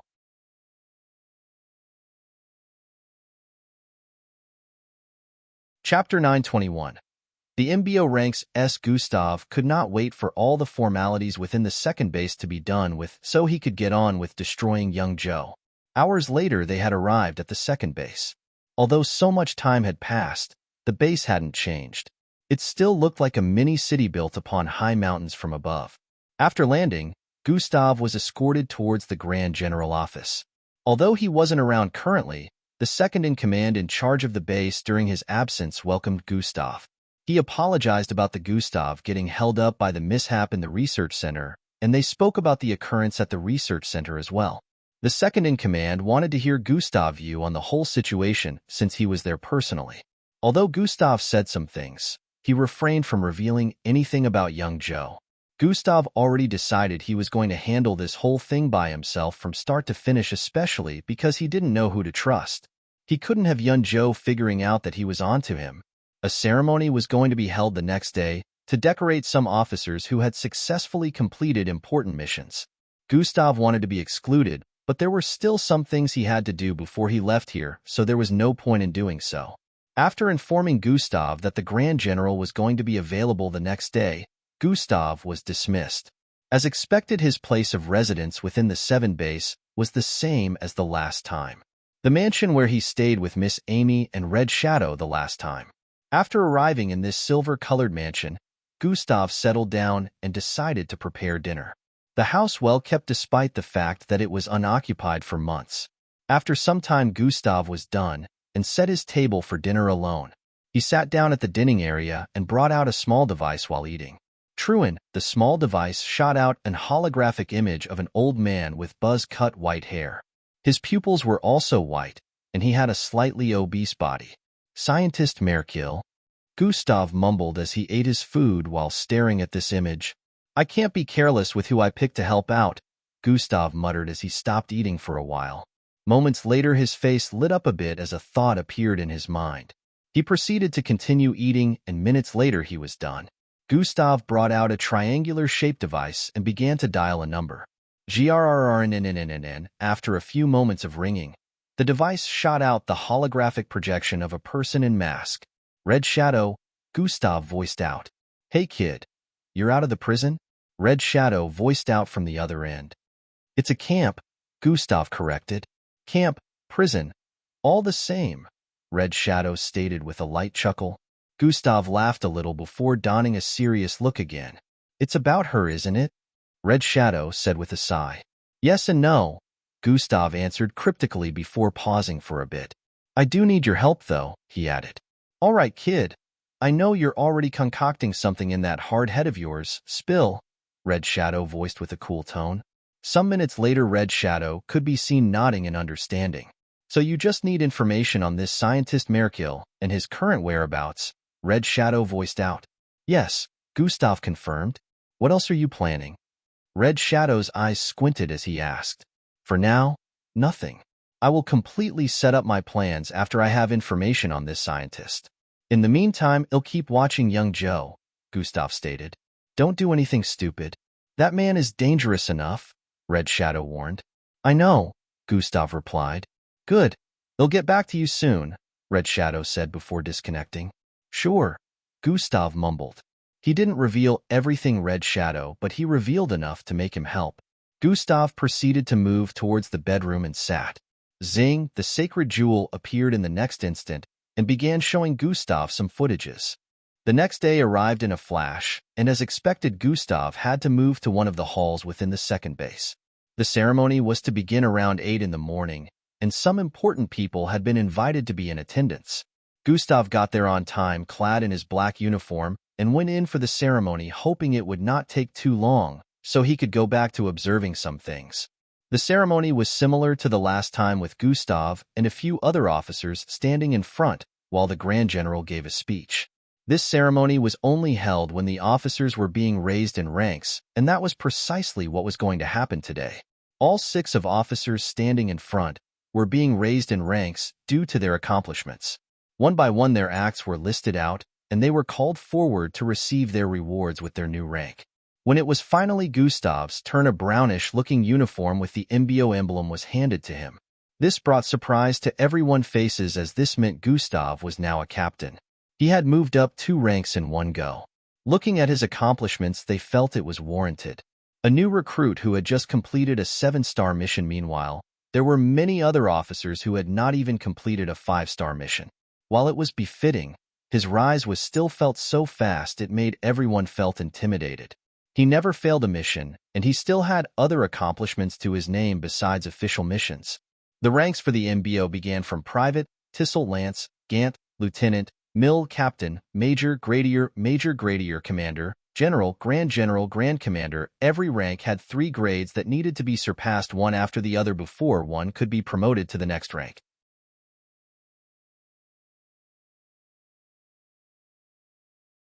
Chapter 922. Theories on Young Joe Plan's Grand Commander was the highest rank, and there were only 4 Grand Commanders on Earth. Gustav had been promoted from Lieutenant Grade 3 to Captain in one go. 50% of MBO officers were in this rank, but they were not in any way new officers. Although Gustav's speed of climbing up the ladder was quite fast, from here it was about to get pretty much difficult. He would have to successfully complete many missions before he would get to the next rank. According to calculations, if he could complete about 22-star missions, he would be able to get to the next rank. However, if he kept completing high-rank missions from 5 stars upwards, he would easily get to the next rank as well. Gustav received his uniform with the rest of his rewards and moved back to his standing spot. In a few more minutes, the ceremony ended. Gustav was about to head back, but then the Grand General called out to him. He told Gustav to take a walk with him so they could discuss. "Congratulations on your new rank. You performed well in your last mission," the Grand General voiced out as they walked towards a land vehicle up ahead. "Thank you," Gustav replied. "I understand how you must be feeling about your missing teacher. The MBO has made it a top-notch priority to find her," the Grand General said with a reassuring voice. "Oh no, on the contrary, I'm sure she will be okay. It's her after all," Gustav said with an undisturbed tone. You have quite the faith in her. That's good. We hope she is okay as well, because this infection is like nothing we have ever seen," the Grand General said with a concerned tone. But I did come out unscathed after all," Gustav stated. The Grand General was speechless for a while before he finally spoke. "Remember, we're keeping the whole situation about the infection under wraps. The world doesn't need a reason to panic right now," he said. "I understand. How is the cure coming along?" Gustav asked. "They will come up with something soon, I'm sure," the Grand General said with a tone of optimism. "If you do figure out anything about your teacher or need to see how far the investigation is going, meet Jack. He asked me to give you this access card," the Grand General said before passing a green card to Gustav. Gustav nodded while receiving it. He had almost forgotten that the most powerful mixed blood on Earth was currently on Earth. However, he couldn't go meet him with any of the current issues. Miss Amy had entrusted the task to him, and he couldn't risk sabotaging everything, so he wanted to handle it himself. "There are some. I am not taking any missions in the meantime." Gustav cut the Grand General short before he could complete his sentence. "Oh, are you going to be training for ISOP then?" he asked. "I have some personal issues to handle. When I'm done, I will start taking missions again, or just as you mentioned, start training for ISOP," Gustav voiced out. All right then," the Grand General said with a look of understanding. Gustav had decided to state this now before the MBO began sending him on missions, because now that he was out of camp, the MBO would want to make use of such a talented recruit well. Hours later, Gustav sat in his room checking out the footage playback the Sacred Jewel was showing to him. "Good job so far. I just have to wait for Red Shadow's feedback now," Gustav said after he finished watching a sped-up playback. "But keep watching that location," Gustav instructed the Sacred Jewel. It disappeared back into his storage device after that. "What do you think about this?" Gustav asked internally. "We already know he's hatching a plan with aliens, and to make sure things would go smoothly, he got rid of Amy," the system analyzed. "Yeah, knowing young Joe as someone who has an intense desire for power, we can't rule out the theory that he might be planning a kind of invasion," Gustav said internally. I understand your point of view, but there are so many loopholes with this theory. The Earth is labeled amongst the most powerful in the universe. Outside entry without permission is impossible no matter how powerful the aliens might be. Even if they manage to get in there, are Alfranked mixed bloods currently on Earth with the power to stop any form of invasion? It doesn't seem feasible in the slightest. The system voiced out lengthily. Yeah, this is all factual, but I think you're forgetting one thing. Young Joe isn't stupid. He must have thought of everything you mentioned and maybe found a loophole so his plans go smoothly, Gustav responded. He might find a way to let the aliens help him in taking power from the government or something. If that happens and he gives the aliens permission to stay on Earth, it won't be seen as an invasion, which means other planets in alliance with Earth wouldn't be able to interfere anymore and help. The system voiced out a route young Joe could decide to take. What stands in his way are the most powerful mixed bloods, who are under the embryo, and he is within the embryo, so if he did take control of the embryo, he would be able to control their actions as well, Gustav said with a look of contemplation. Or we could be wrong and he has a different plan entirely. I guess he'll find out soon enough, Gustav muttered. We'll check on Miss Amy for now, he decided while activating God Eyes. Life signs tracking has been activated. In a flash, 2 days had gone by. Gustav had spent this time mostly indoors, channeling his bloodline and making plans. No one had come to disturb him, just like he hoped after informing the Grand General of his choice the other day. Gustav decided he would visit one of the training centers today to do an evaluation test on his strength. Zuria, his device started ringing before he left. Join my Discord server. https://discord. GG/up6vhdmjzc.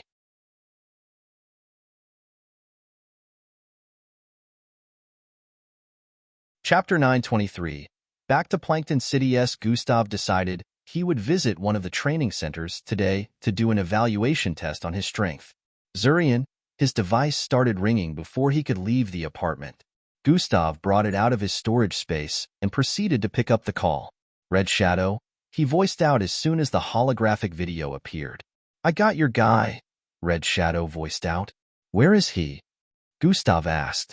He is currently in Plankton City, Red Shadow stated. I knew it, Gustav said internally. He already suspected scientist Merkill was there. Where in Plankton City? Gustav questioned with a look of curiosity.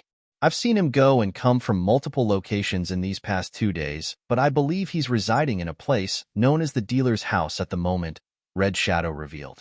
I will send you some footages that I gathered, he added. Some minutes later, Gustav had ended his call with Red Shadow.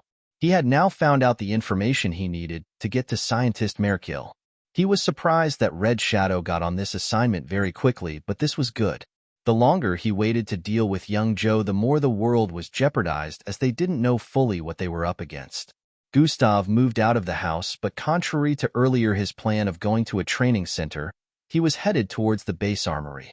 Gustav arrived there some minutes later and was given immediate entry after his badge was scanned.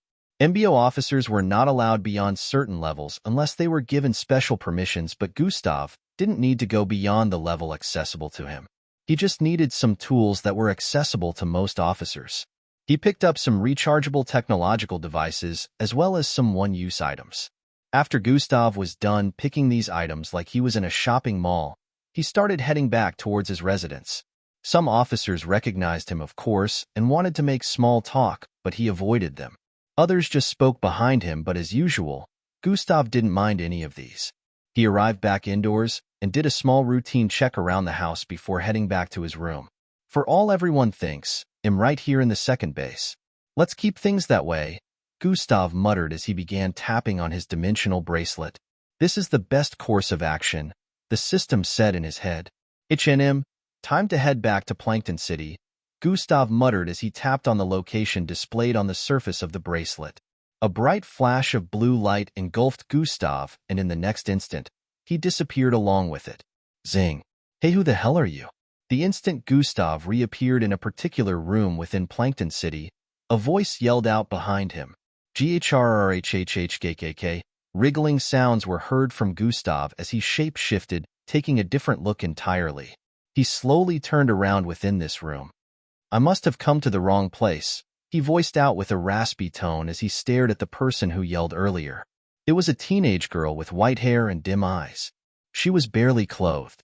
Her boobs were threatening to spill from her bra, and her shorts were almost like panties, but she didn't seem shy at all.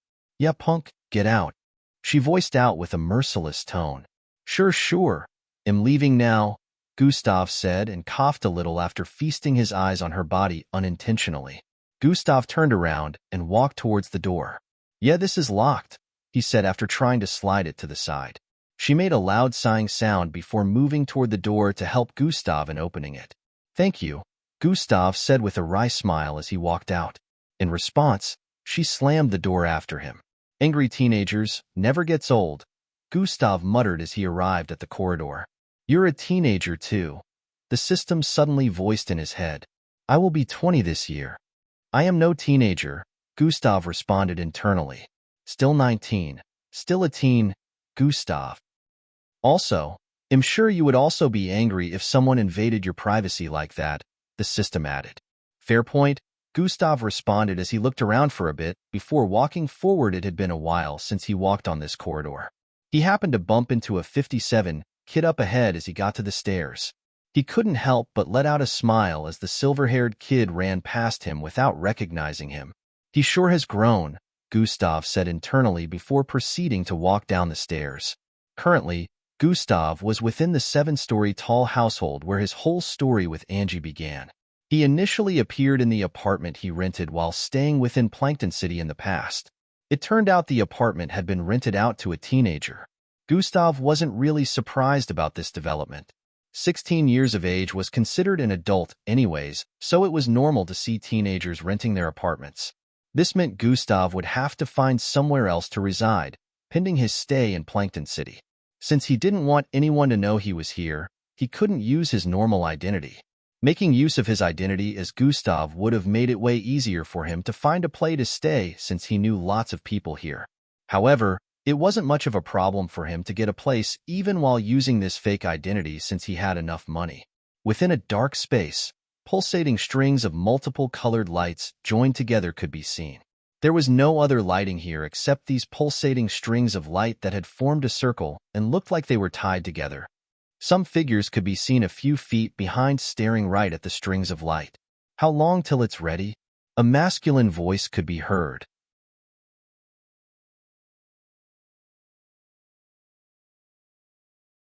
Chapter 924. Meeting Scientist Merkil, give or take ill say a week. The man in a white lab coat standing right beside who had just spoken, responded. "You have 3 days, the man in blue stated.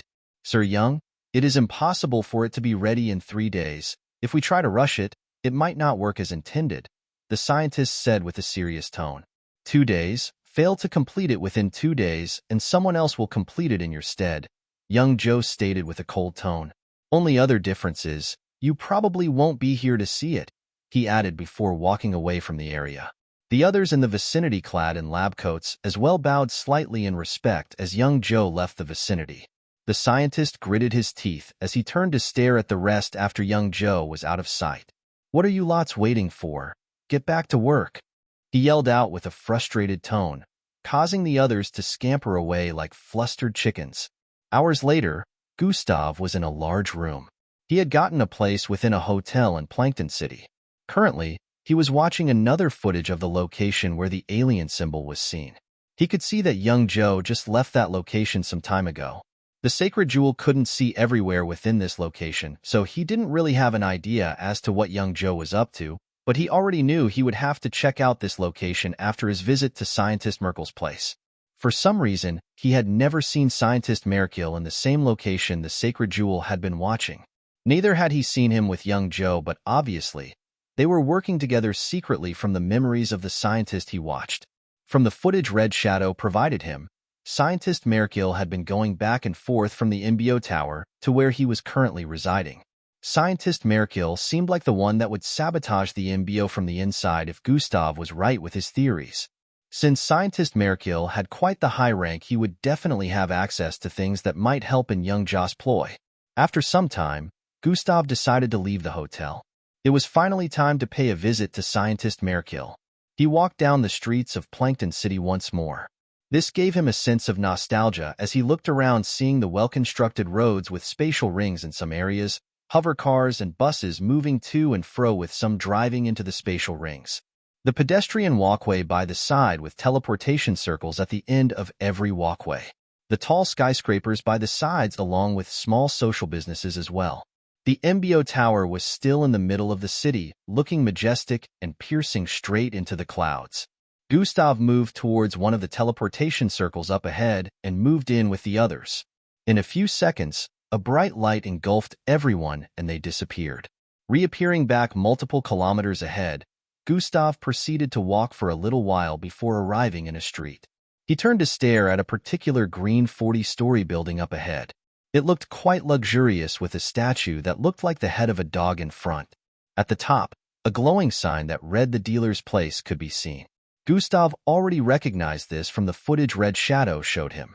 Not just anyone was allowed into this street, as guards stood by the entrance asking for ID. He tried to get in, but they stopped him. "We need ID, sir," one of the guards voiced out once more. Gustav whipped out an MBO badge, causing the guard's eyes to pop out for a bit before he quickly gave access. "My apologies, sir." He tried apologizing, but Gustav was already almost out of sight. He had arrived in front of the house already. "God Eyes has been activated. Interesting." A smirk appeared on Gustav's face after scanning the building. He deactivated God Eyes and moved in. A hover arrived in front of the building sometime later, and a man in a green suit and black short hair moved out of it.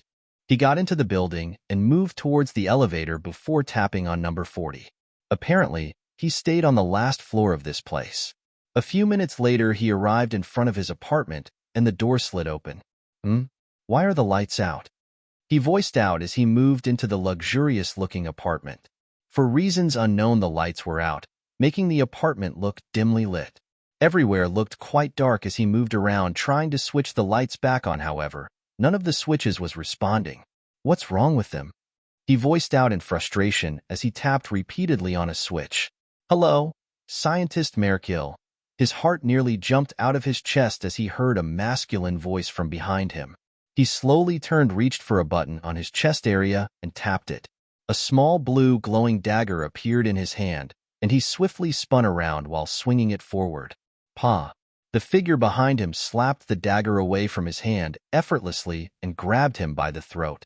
Scientist Merkill found himself easily lifted off the floor by this person as he choked from the forceful grip around his neck. He stared at this figure who seemed like a young 20-year-old with white hair and deep eyes. He was over 6 feet in height with a lean but tall figure. He didn't look familiar to the scientist at all. Core. WHOAR. EU? He managed to force the words out while trying to free himself from the powerful grip. "That is of no concern to you." "I have some questions," Gustav voiced out with a raspy tone. "Answer correctly and he'll spare your life. Answer wrong and..." Gustav suddenly paused as he got to this part. "Never mind that," he voiced out as he activated his storage device and brought out a black pill. Smirk.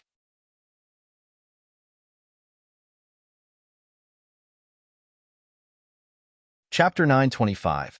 Siphoning Memories. Never mind that, he voiced out as he activated his storage device and brought out a black pill. Smirk. A strange medicinal smell drifted across the apartment after Gustav brought it out. The scientist's eyes widened slightly as he saw the pill and questioned, "What are you going to do with a temporary bloodline-boosting pill? Why do you need that?" "Just watch. Right now I don't need you to do anything anymore," Gusta said before swallowing the pill. "System, isolate it for mental manipulation use only," Gustav said internally after swallowing. "Sure," the system replied. In a few seconds, Gustav could feel intense heat from his chest area, which was an effect that proved the drug was working. He closed his eyes for a bit, while still holding Scientist Merkill up in the air. Mental manipulation bloodline has been activated. Gustav suddenly opened his eyes, which were gleaming with white light. He proceeded to left his hand on Scientist Merkill's head and activated an ability under mental manipulation. Memory siphoning has been activated. Scientist Merkill felt an intense pull in his mind as a white glow appeared on Gustav's hand. Gustav looked up with a trance-like expression as he began to steal Scientist Merkill's memories forcefully. Minutes later, Scientist Merkel's body began to jerk violently while still suspended in midair. Gustav continued to siphon his memories without stopping as different scenes flooded his mind. Despite how much time has passed, Gustav still hadn't seen enough of Scientist Merkel's memories. There were still places he was searching for, so all the dots could connect. After a few more minutes, plop, he let go of Scientist Merkel's body, causing him to fall to the floor as a much more violent seizure overtook him. His body was jerking violently and foam was coming out of his mouth. Gustav just stared at him mercilessly, but also was quite disappointed. "Time is up for the bloodline boosting pill," Gustav muttered. Memory siphoning has been deactivated. The pill had helped him with an ability of mental manipulation that couldn't be activated in its damaged state. Because the pill had boosted the bloodline, he was able to use that ability for a brief period. Gustav felt he had gotten enough memories from Scientist Merkel, but he still wanted to see a few more. Using another bloodline boosting pill just right after one was used was not a good idea, as it would damage the bloodline even more. Also, it didn't look like Scientist Merkel was in a state where he could take any more memory siphoning. At this point, he was pretty much dead. Gustav stared at Scientist Merkel's body, which kept jerking violently, and picked him up before moving him towards the bathroom. After placing him in the bathtub, he fed him a recovery pill which made the scientist pass out. "I guess I should be careful with how I use this ability in the future," Gustav said internally as he headed back to the living room. He didn't care about the scientist, but now he knew never to use the ability on anyone he cared about, no matter the situation. "What did you see?" the system asked as Gustav took his seat in the living room. "His memories within the last 4 months. I siphoned them into a part of my mind, and now it's like the memories belong to me," Gustav mumbled as his mind recalled everything. "There is nothing pretty about this man's memories." Gustav's voice out with a look of anguish. Popping sounds rang out as he tightened his right fist. "Now I know what happened to Miss Amy," he said with a murderous look. "They really did get her infected with a modified strain of the ashy infection," Gustav voiced out as he recalled the incident. Miss Amy had been invited to the research facility to undergo a lab test on whether she was infected or not. After the examination, she was awaiting the results when this scientist offered her coffee. Miss Amy, being Miss Amy, of course refused when he brought the mug to her. As he wanted to take it back, he pretended to slip and fell the mug right atop Miss Amy. Miss Amy, being as powerful as she was, easily got out of the way, so not a single drop of the content in the mug touched her. But then she reached out to grab the mug, so it wouldn't fall to the floor and shatter. She grabbed it and also swung her hand swiftly around the place, letting the contents fall back into the mug so they wouldn't make a mess on the floor, which would in turn also affect her shoes. The memory was like a classic movie to Gustav, as Miss Amy prevented this small incident just to make sure her shoes didn't get soiled. "Be careful," she voiced out with an unbothered tone while passing the mug back to Scientist Merkel. He nodded with an appreciative look and received it. This was where Gustav noticed he had a glove on his hand. Meanwhile, Miss Amy had caught the mug with her bare hands. One would think the content within the cup was to blame, but none of that had spilled on her. The only contact she made was with the handle of this mug. Surprisingly, the moment she did make contact with the handle of the mug, the infection had already burrowed its way into her fingertips. Usually, Miss Amy would also have a kind of protective veil surrounding her, but it was useless in this case. It was noticeable that she started to react strangely after passing the mug back to Scientist Merkel. Miss Amy raised her hand slightly and stared at her sweaty palm. A new scientist came in the next instant with the test results. "That bastard," Miss Amy voiced with a tone of anguish. Gustav recalled this part because the new scientist that had come in was Scientist Vic, and he was unaware of what went down initially, but he did meet Miss Amy in a bad state.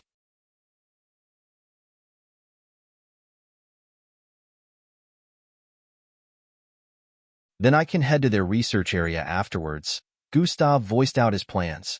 "This bastard must be stopped. If he succeeds with his plans, it's over," Gustav added with a contemplative look. "Looks like he just wants power," the system voiced out. "Yeah, he's an overly ambitious, power-hungry prick," Gustav cussed incessantly. The moment the device in the Embio Tower is activated, every mixed blood on Earth will lose their bloodline temporarily. This is what scientist Merkill has been working on, and from what I've seen, it's also one of the reasons they had to get rid of Miss Amy, because a mixed blood of her caliber would have sensed the energy output of that device the moment it was put together. After that, they contain the energy, so even though Jack is currently on Earth, he wouldn't be able to sense it until the moment it gets activated, which will be too late. Gustav muttered lengthily. I'm guessing what they're working on behind the door bears the means to give access to the Mindalogas, the system stated. Most likely. I am yet to see how it looks because within the 4 months of memory I siphoned, Merkill was never there. Looks like he was focusing on his part and never met up with young Joe in public, Gustav said while holding his chin. It's best to have information on that too, so I need to siphon more of his memories. I'm sure he must have been there at least once before, Gustav added with a look of certainty. I don't think he can take any more siphoning, the system stated. It doesn't matter. He will be utterly useless to me if I can't get what I want from him, Gustav said while standing to his feet. I'll let him rest till the next morning, for now. I need to visit the tower, Gustav said while transforming into scientist Merkill. He moved towards the window by the side and stared at the Embio tower up ahead.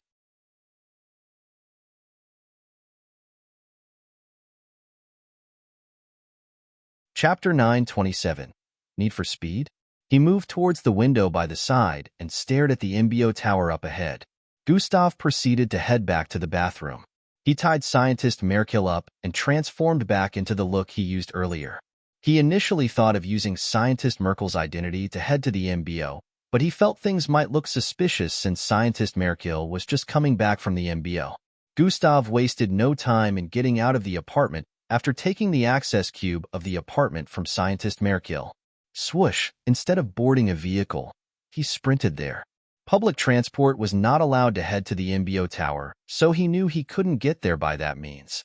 Gustav's speed rivaled the hover cars that dashed past the streets of Plankton City. Even mixed bloods couldn't follow with their eyes as his body created after images across the roads. In a few minutes, he had arrived in front of the barricade surrounding the Embio tower. The Embio camp swish. Swish. Sounds of projectiles tearing through the air reverberated across the surroundings. Multiple blue light beams flying forward from a particular direction could be seen moving faster than the speed of sound.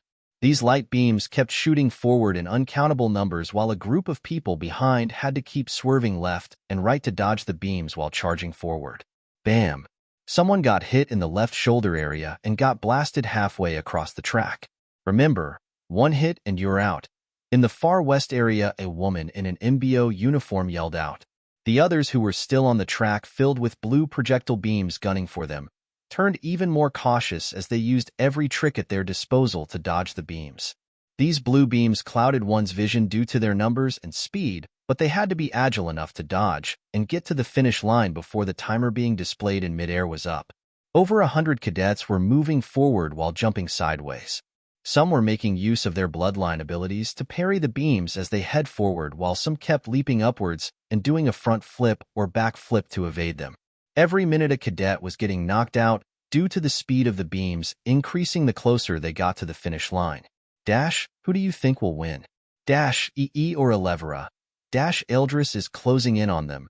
Dash, does anyone see Angie? Dash, the top 10 are really something. They have given the others behind a huge gap. Those who had gotten knocked out of the race stood behind spectating the ones who were still in the game. They were on a plain track field that was quite wide, but there were walls erected by the sides, and the instructors, as well as those spectating, were behind and upwards.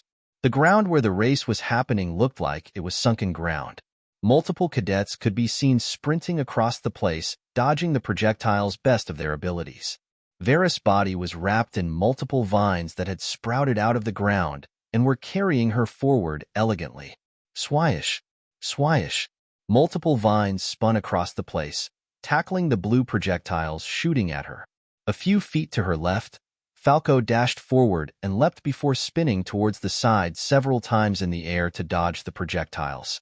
Black tattoos could be seen on the visible parts of his body. He seemed quite agile, dodging the beams with ease despite how fast they were. Several feet to her right, Timmy could be seen walking forward with a red sphere of energy surrounding his figure. The instant any blue beam phased through the energy sphere surrounding him, their speed would be significantly slowed down and Team E would just move a little to the side to dodge the beams. Hundreds of feet toward Team E's right, Rhea could be seen raising boulders from the ground and pushing it in front of himself to tank the projectiles.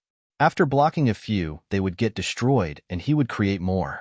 Hundreds of feet ahead, E opened a vortex which sucked all the projectiles into it as he moved forward effortlessly.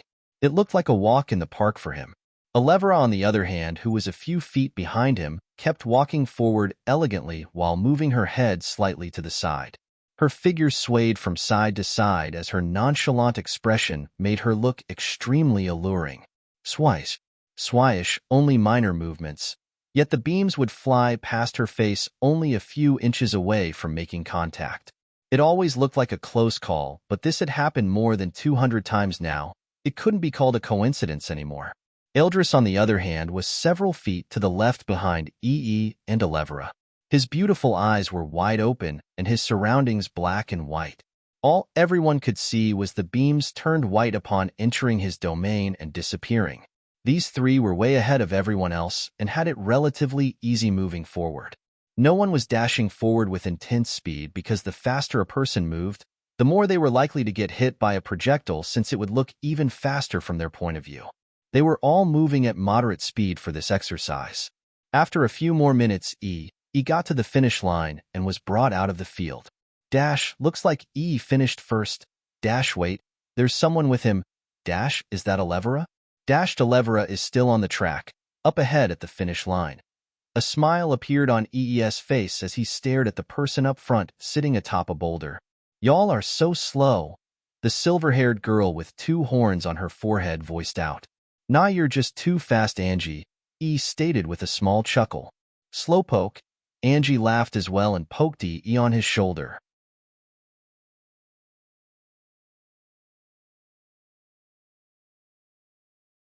Chapter 928. Dismantling the Bloodline Disruptor. How long have you been here? EE asked with a look of curiosity. About 10 to 15 minutes, I think, she said with a contemplative expression. What the hell? You monster. EE's eyes widened as he blurted out before bursting into laughter. At this point, Elevra also arrived at the finish line without breaking a sweat. The others also began to arrive one after the other after this, and they were all shocked to see Angie at the finish line. Not because she wasn't fast, but because they didn't even see her at the starting line and had no idea she was even taking part in the exercise. According to the instructor, Angie got to the finish line a few seconds after the exercise started. The revelation shocked everyone, and they wondered just how fast Angie was currently. In the past 2 months where Gustav had been away, Elevra had become the strongest in their set once more, but she still lost to EE and Angie. The exercise was just too convenient for them. Speed and vortex creation. Plankton City, it was currently night and Gustav was in the MBO tower. He had found his way in and was currently on one of the top floors. The 1075th floor, to be precise, was larger than 17 football fields combined, and it was so high up in the air that it was already breaking through the Earth's upper atmosphere. Gustav was currently in his MBO uniform while still using a fake identity that belonged to another MBO officer currently not in Plankton City. Despite the badge, the MBO tower still scanned body features before giving access, so Gustav couldn't use the other fake identity to head in. However, to prevent mishaps, he headed to a bathroom to transform back into the initial appearance after getting into the tower. He was currently on the same floor scientist Merkill had the device implanted, and it looked like it was going to be a Herculean task to deactivate every one of them. The device branched out to different spots cause it had several other small tools connected to it. This was why it had taken over 4 months to set up. Of course, deactivating it was easier, but it would still take time, especially when MBO officers were moving around. Scientist Merkill could pretend to be working on something, so it doesn't look suspicious when he's putting them in place since he is a scientist, but Gustav was an officer, so it would be quite difficult for him to go on with the deactivation process without causing suspicions. The MBO tower was going to be like a beacon that would help in spreading the energy that would rid the mixed bloods of their power. This was why it had to be installed here. The MBO was unaware that right under their noses they were being sabotaged by one of their own.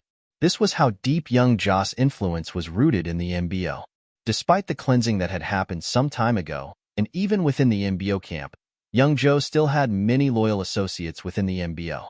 This was one of the things that made him untouchable and powerful despite being an ordinary mixed blood incapable of standing amongst the great like Miss Amy in terms of physical power. Gustav looked for Gradier Xanatus, who had quite the power within the tower, since this was usually his base of operation. He didn't fully explain things to him, but he told him he needed the entire floor. Gradier Xanatus already knew of his ability to shapeshift into anyone, so he wasn't surprised when he found out that this young man with white hair was Gustav. Gradier Xanatus helped in coming up with an excuse to prevent any MBO officer from having access to this floor till the next day. He still wanted to know what was happening and why Gustav was here in Plankton City when the MBO database had his location registered as the second base. However, Gustav really didn't have the time to explain what was happening to Gradier Xanatus fully. He just told him he was on the assignment Miss Amy gave him in the footage he delivered.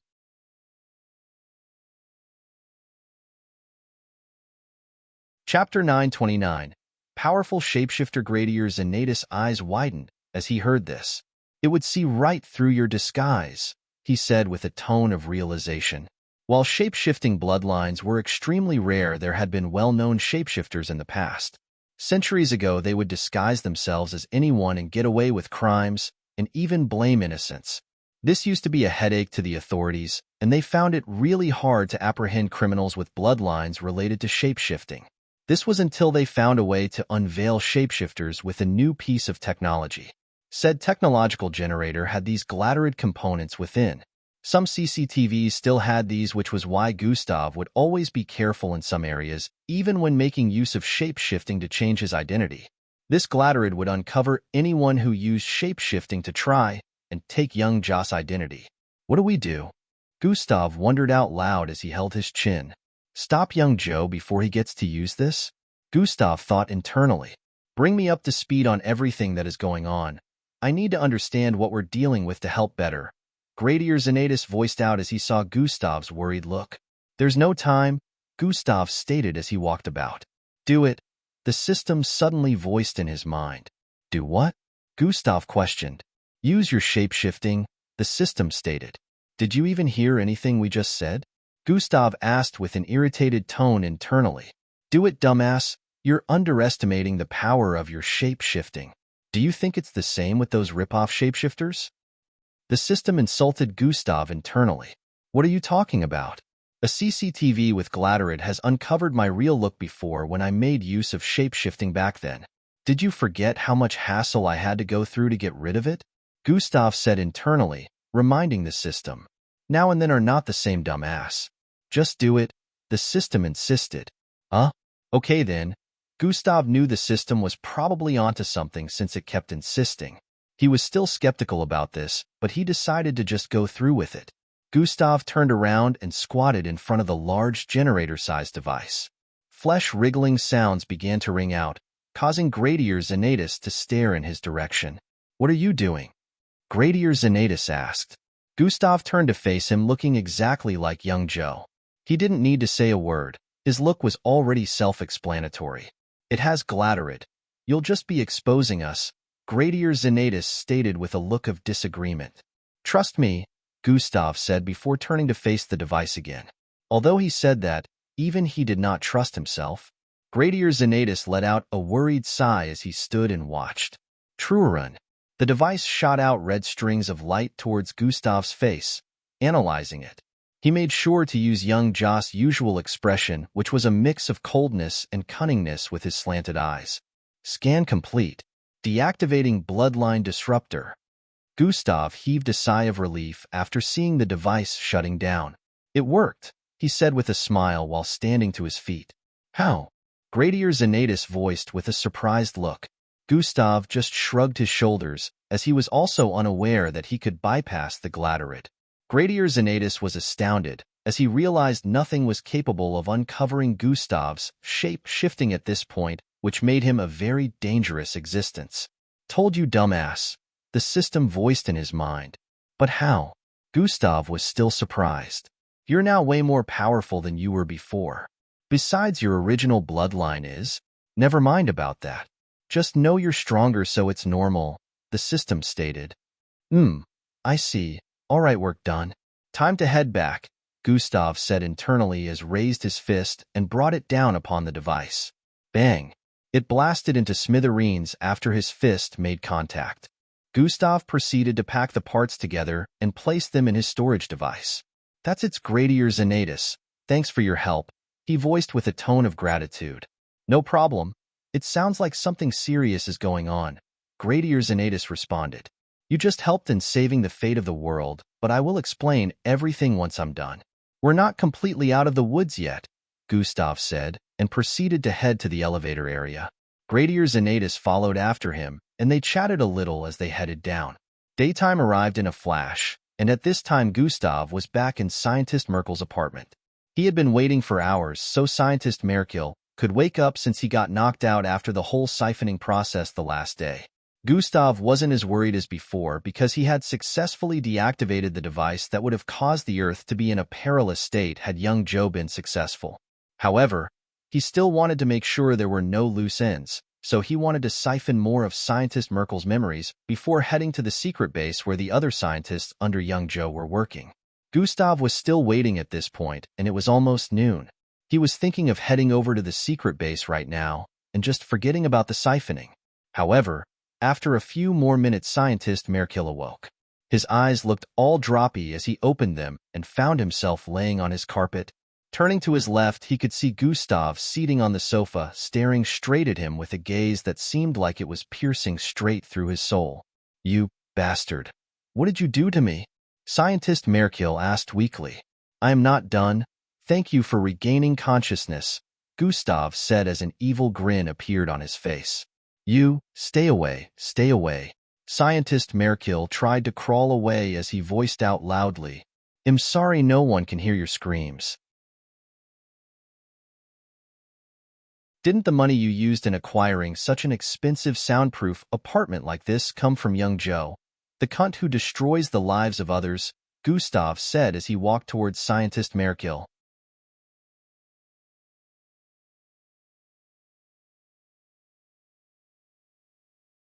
Chapter 930. Scientist Merkel's death. Oh, my apologies. I shouldn't cuss, but I can't help it when a depraved piece of shit like young Joe is involved, Gustav stated as he grabbed Scientist Merkel by the head and raised him. Help. Somebody help. Scientist Merkel began yelling out again, but upon remembering this place was soundproof, he lost hope as he stared at the face of his abductor. I saw what you did to my teacher. Good job, Gustav voiced out once more as a crazy smirk appeared on his face. Your teacher? Who is that? Scientist Merkel asked with a look of confusion. I'm here because of her. Good job in driving her off the Earth, Gustav added as he downed another bloodline-boosting pill. Scientist Merkel's eyes widened in realization as he stared at this white-haired kid in front of him. You are her student? He voiced out. Mental manipulation bloodline has been activated. For that, they'll be sending you to the afterlife, but first, you're that kid, Gus. Before he could complete his sentence, Gustav activated memory siphoning. Memory siphoning has been activated. Scientist Merkel felt his mind go blank at first before he felt a forceful pull within. Gustav had begun seeing his memories again, but he resumed from where he stopped the last time. He started seeing the memories of the last 5 months. Memories flowed in like crazy, mostly useless ones and the ones Gustav did not wish to witness, but now wasn't the time to be irritated. He just kept letting the memories flow and knowing he couldn't keep this up for long because of Scientist Merkel. In a couple of minutes, Scientist Merkel's body began jerking forcefully once more. At this point, Gustav had siphoned only 2 months' worth of memories, but he hadn't still found anything significant. He ignored Scientist Merkel's state and didn't stop the siphoning. He could feel he was closing in on something as the memories continued to flow in. He was in a part where he could see Scientist Merkel gathering the materials for the bloodline disruptor. There was a call somewhere in the memory where a person asked where he got a particular tool, and this worried Gustav.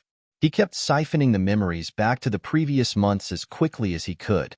Scientist Merkel's body was jerking intensely and blood began oozing out from his nose and ears. Hey, he can't take any more, the system voiced in Gustav's mind. I have to go further. There's something fishy. Gustav responded internally. He really can't take any more. You're going to kill him, the system warned. Then he dies. This is important. Gustav kept siphoning Scientist Merkel's memories non-stop as he kept aiming to go further back. At this point, Scientist Merkel's eyes were bleeding as well, and the memories started to turn dark, hinting that he was on the brink of death. Almost there. Gustav groaned as he began to see a part where a meeting was being held. He's flatlining. The system announced, but Gustav ignored it as he siphoned a few seconds of this particular memory. 3 others were in an unknown space together with young Joe and Scientist Merkel. At this point, the memories were shutting off, and within Gustav's mind, he could barely make out the environment anymore. But just before it shut off, the words of one of the 3 drifted into his ears, for towers, for bloodline disruptors, the entire world will be. This was the last he heard before memories siphoning automatically deactivated.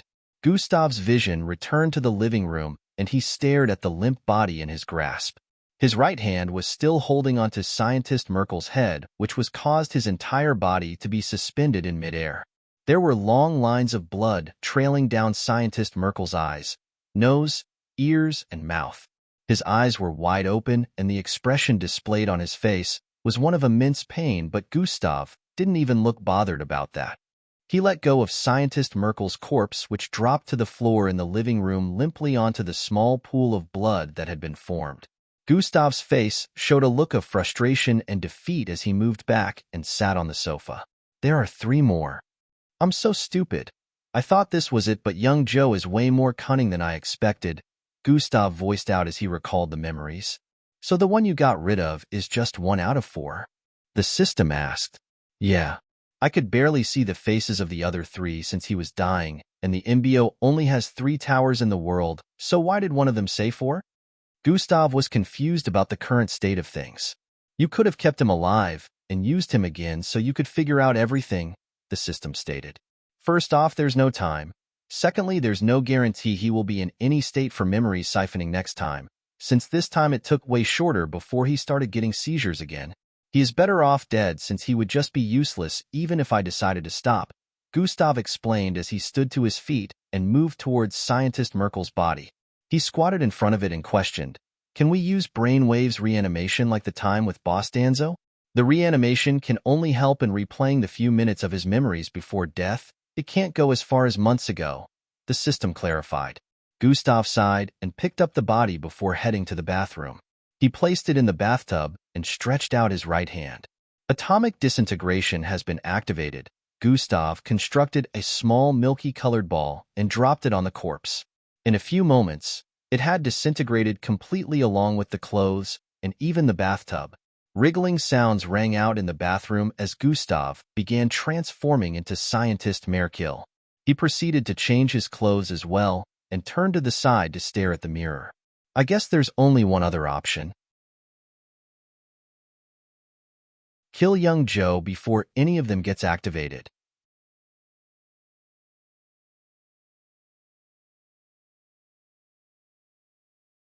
Chapter 931. Discovering what is beyond the door. I guess there's only one other option. Kill young Joe before any of them gets activated, Gustav voiced with a decisive tone. He stared in the mirror for a few seconds, making sure his transformation to Scientist Merkel was without flaw. After he was done, he turned around and headed out of the bathroom. It was currently noon when Gustav headed out of the apartment.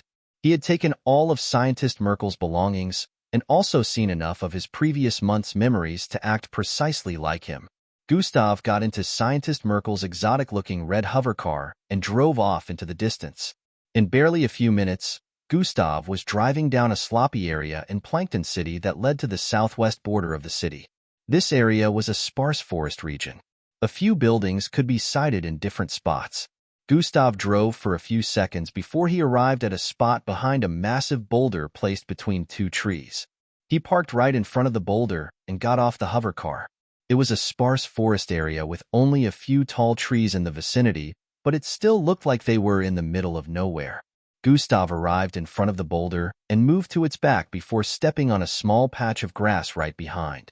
A weird pole extended from the ground in the next instant and scanned Gustav's entire features. After it was done, the surface of the ground around him opened up and a platform began to descend into a hole that led deep underground. This was one of the secret bases where young Joe had been conducting experiments regarding his plots. This one in particular that had to do with the aliens, whom the sacred jewel had been surveying. Gustav scanned across the place with God eyes as he descended from the platform. The underground base was pretty large with multiple hallways and large laboratories where different experiments were being conducted. It was almost as large as the underwater research facility that belonged to the MBO, and there were more than 100 people in medical coats moving about the place as well as being stationed in some areas. Young Joe had really outdone himself creating a place that rivaled that of the MBO. The craziest part was that young Joe had several more places like this scattered across the world. However, because of his ties to Plankton City, he made this place his base of operations most times.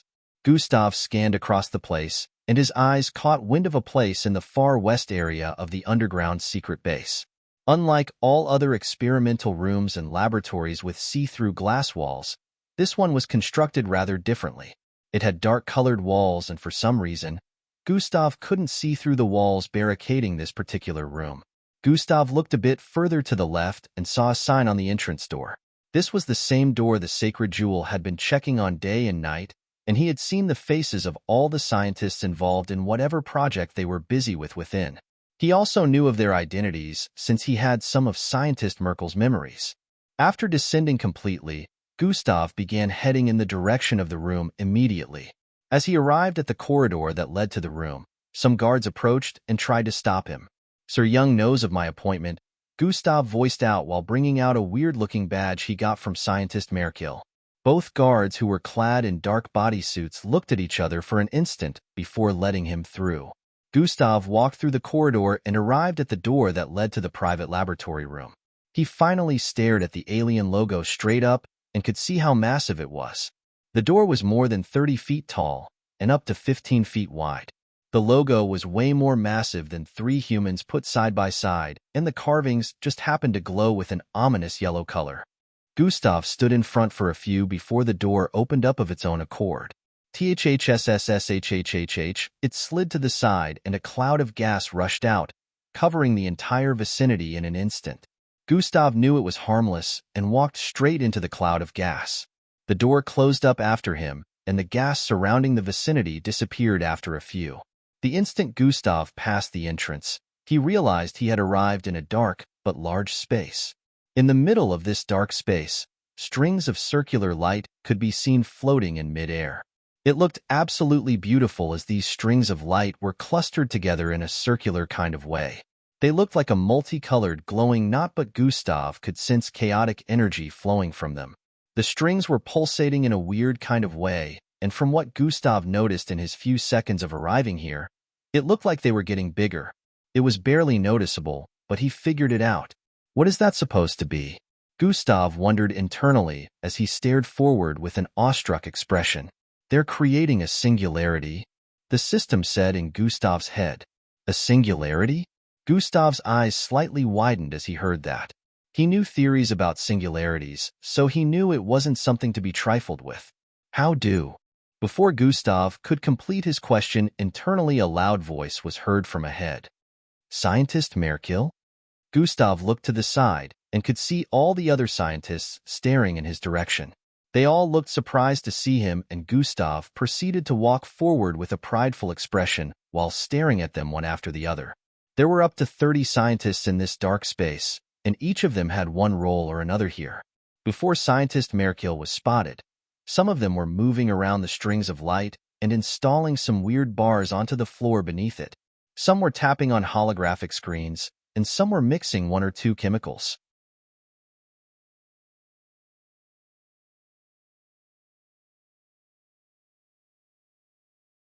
Chapter 932. The Dangers of the Singularity. Have you lots figured it out? Gustav asked. Sir, it will still take around 3 to 4 days to finish up. The scientist that had called out to him voiced out respectfully. You'll all be dead before then, Gustav stated with a light burst of laughter. The atmosphere turned tense and gloomy at the same time as the scientists were reminded of young Joss Timer. Is Sir Young around right now? Gustav asked. No, But he will be here anytime soon to check on our progress, a scientist replied with a down look. A thought appeared in Gustav's mind as he heard this response. All right then. I finished my task, so I asked him for permission to come help you goofs. With my assistance, you can be sure of getting the task done before the time limit is up, Gustav stated as he placed his hands on his waist with a Messiah-type expression plastered across his face. The scientists had looks of hope as they heard that and stared at scientist Merkiel with reverence, unaware that this was Gustav, of course. So I see we're dealing with a singularity here. Can someone bring me up to speed on the aim here? Gustav asked while moving towards the area where holographic computers were being operated. As expected of scientist Merkiel, just one look and he could tell that this was a singularity. Most of the scientists had this thought in their minds as they stared at Gustav with a look of reverence. Scientist Merkiel had been busy on his task, so he had no idea what had been going on here except for a vague idea since young Joe only mentioned it once. One of the scientists began explaining everything to Gustav from how they arrived at this point and what they were aiming for. It turned out that no alien spacecraft could invade the Earth with the kind of security put in place to prevent such.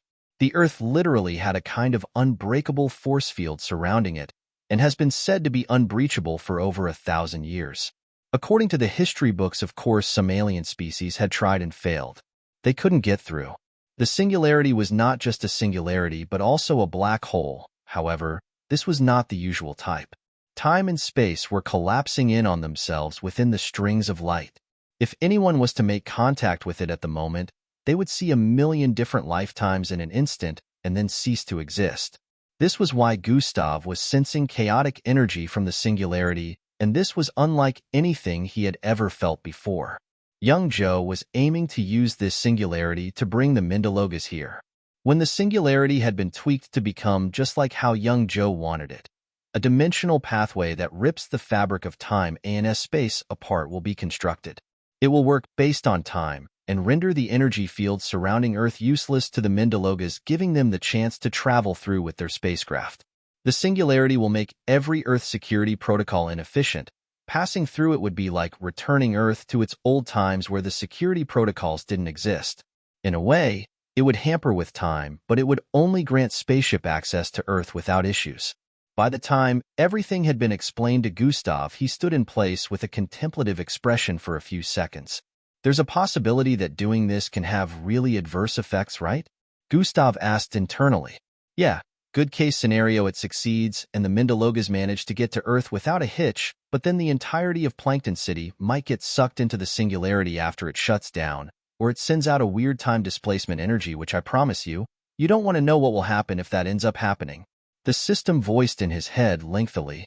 That's the good case scenario?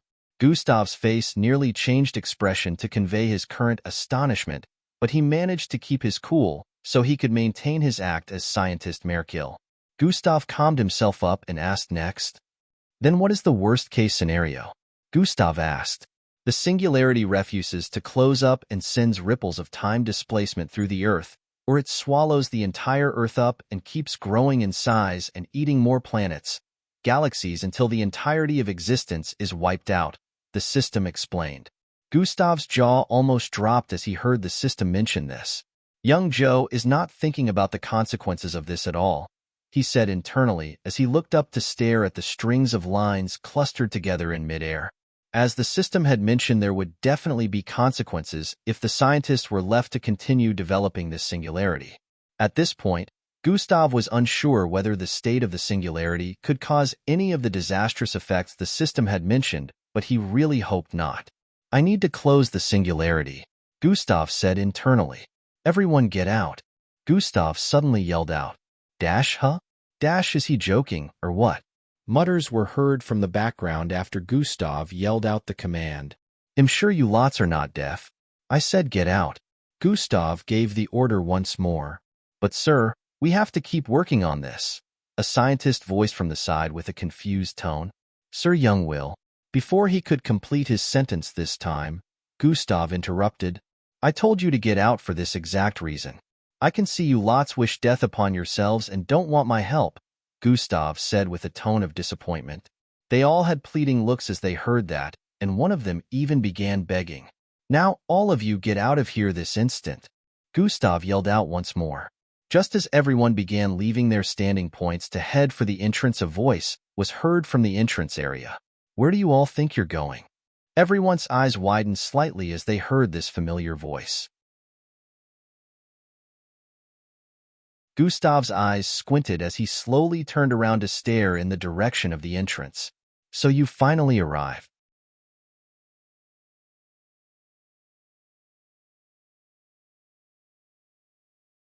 Chapter 933.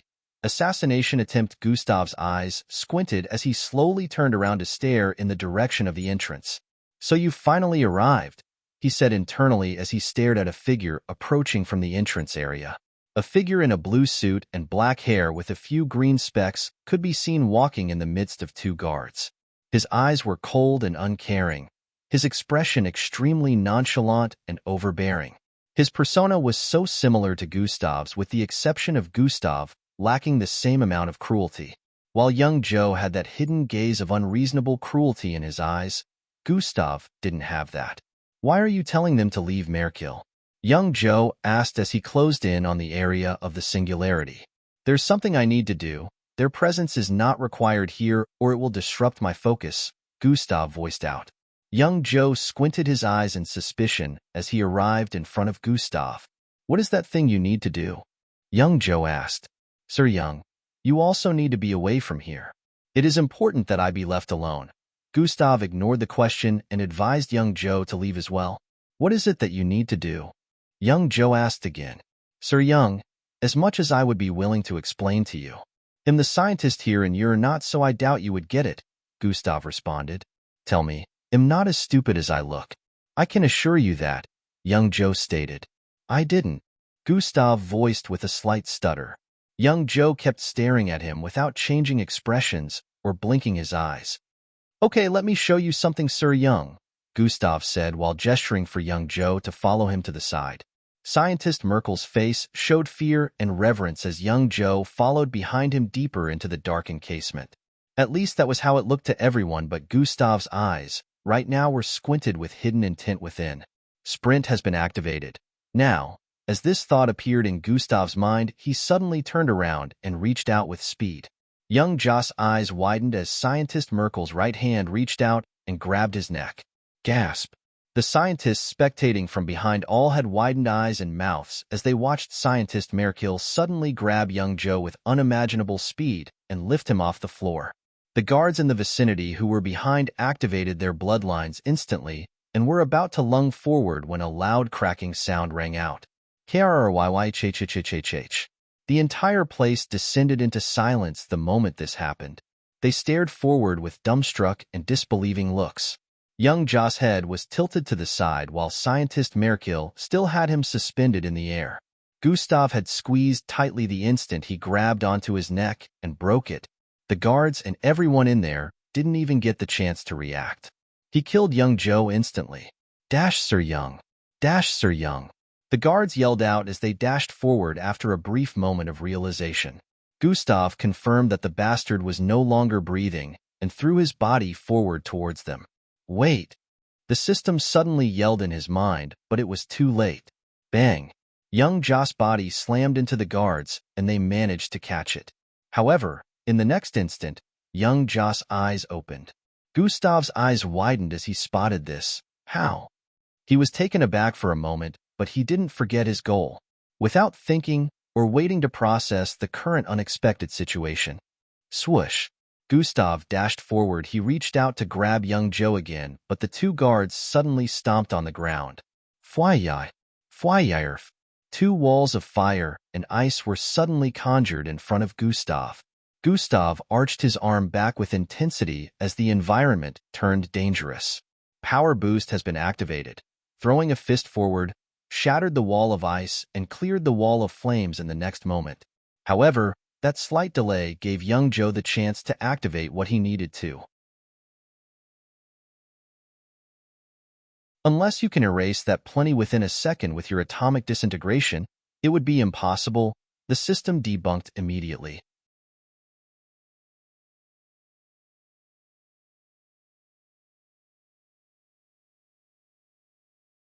Chapter 934, Closing the Singularity. Gustav reckoned atomic disintegration was far from being as powerful as that.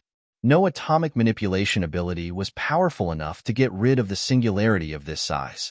Bang, bang, bang, bang. Loud banging sounds could be heard from behind as different attacks from the guards collided with the wall of Iroh silk Gustav erected. Despite how sturdy the Iroh silk was, Gustav knew he didn't have much time. Can I just blast this entire place off the map? Gustav said as tins of dark purplish orbs began to appear around him. Reddish electric-like arcs swam around the orbs as they appeared in numbers, causing the space around to start trembling from the energy the orbs projected due to their numbers. Do that and risk blasting Plankton City off the map as well?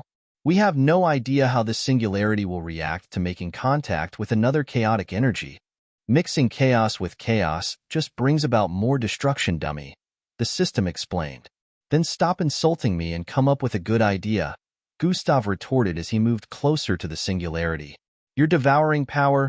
That's the best I can think of right now, the system suggested. Cohelia?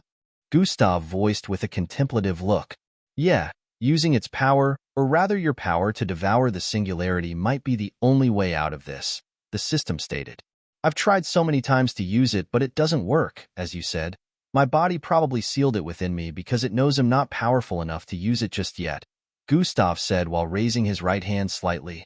You have to try again. It might be the only option we have right now, the system voiced internally. Gustav's sight peered into his right hand, and he could still see the multicolored slanted squares trapped within what seemed like a spherical bubble.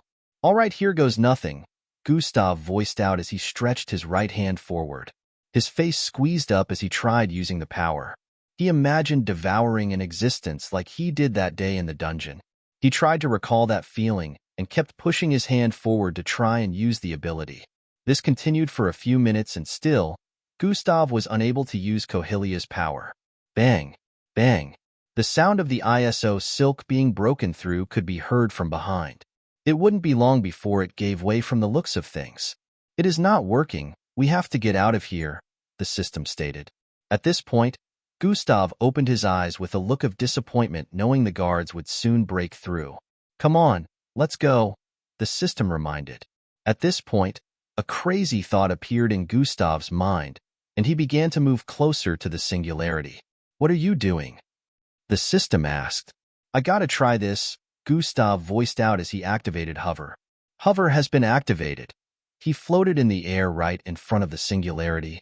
He could feel the intense chaotic energy more now. He gulped down saliva and began to stretch his right hand towards the singularity. Gustav, we don't know what will happen if you make contact with the singularity. It's dangerous. The system yelled in his head once more. Gustav didn't listen to the yells of the system. He finally pushed his hand through the middle of one of the glowing strings. Sizian. A loud metallic sound rang out as the singularity began to pulsate increasingly. Gustav felt absolutely nothing at first, but in the next moment, he turned transparent. Then, ding, ding, ding. A chiming sound rang out repeatedly before a blinding multicolored glow burst forth from Gustav's right hand.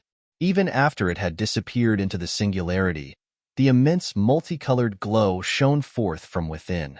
Gustav began to feel intense pain coming from his chest area. He groaned a little in pain as it increased by the second, almost like it was connected to the glowing multicolored light beaming from his hand, which kept increasing in brightness.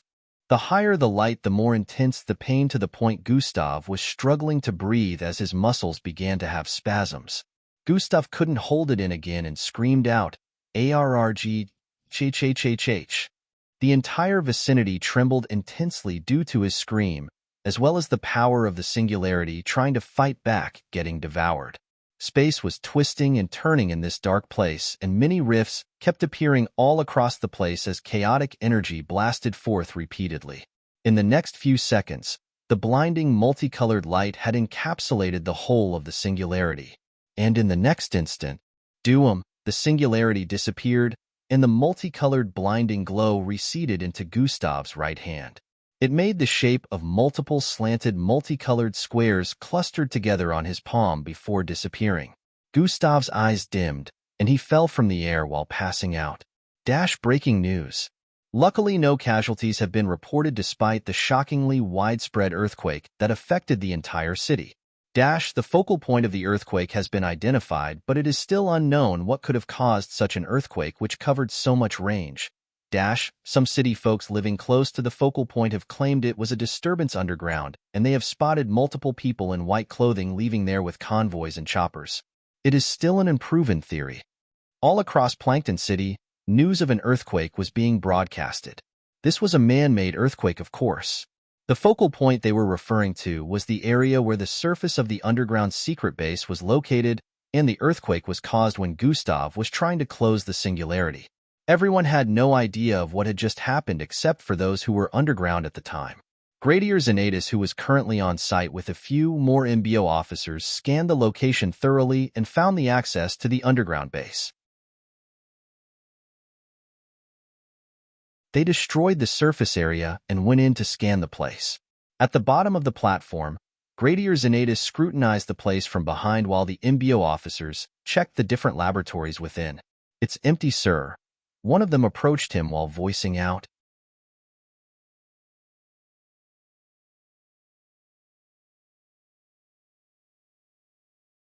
Chapter 935. Regaining consciousness. In confusion at the bottom of the platform, Gradier Zanatus scrutinized the place from behind while the MBO officers checked the different laboratories within. The whole place looked a bit deserted, but some pieces of equipment could still be seen lying around. It looked like it had been in use until a while ago. "It's empty, sir." One of them approached him while voicing out. Gradier Zanatus looked around with a suspicious expression. True noun, ripples suddenly spread forth from his position. Transparent figures in blue began to appear one after the other. From what one could see, these transparent figures were mostly clad in laboratory uniforms and were evacuating the underground base as quickly as they could. The MBO officers in the background watched this play out with focused expressions. One of the figures phased through an MBO officer and picked up some things on a lab table before also leaving. They couldn't have gone far. "Spread out and find them," Gradier Zanatus commanded as the blue figures disappeared in the next instant. It turned out he had just used a bloodline ability that granted him the power to reanimate scenes that happened within a particular location in a particular time frame. It was similar to a scanning device the MBO had access to, but Gradier Zanatus was more powerful. "Sir, you have to see this," one of the MBO officers who stayed behind voiced out. He directed Gradier Zanatus to the end of the underground base towards a corridor that led to an isolated area. Gradier Zanatus arrived in front of the 30 feet tall door with the sign /E carved on it. The door happened to have cracks all over with a wide hole by the side, which made it easy for anyone to get access into the isolated area. Gradier Zanatus stepped in with the MBO officer into this dark space enshrouded in multiple layers of fog. "Why is it so dark in here?" Gradier Zanatus wondered out loud. It was unknown how young Joe had built such a space, but it definitely seemed larger and darker than it was supposed to be. Serene, multiple orbs of light floated out from the MBO officer beside Gradier Zanatus. The space beamed up a little, which granted them the chance to see the space better. There was a massive darkened crater on the floor with cracks, spreading black lines that extended as far as the eyes could see. "We believe this is the precise location where the earthquake was triggered," the officer voiced out as they arrived in front of the massive crater.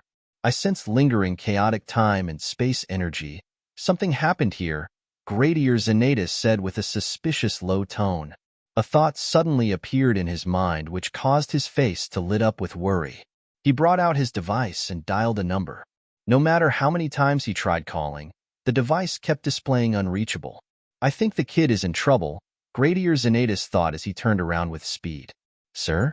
Where are you going?" the MBO officer in front asked with a confused look after noticing his expression. "Emergency.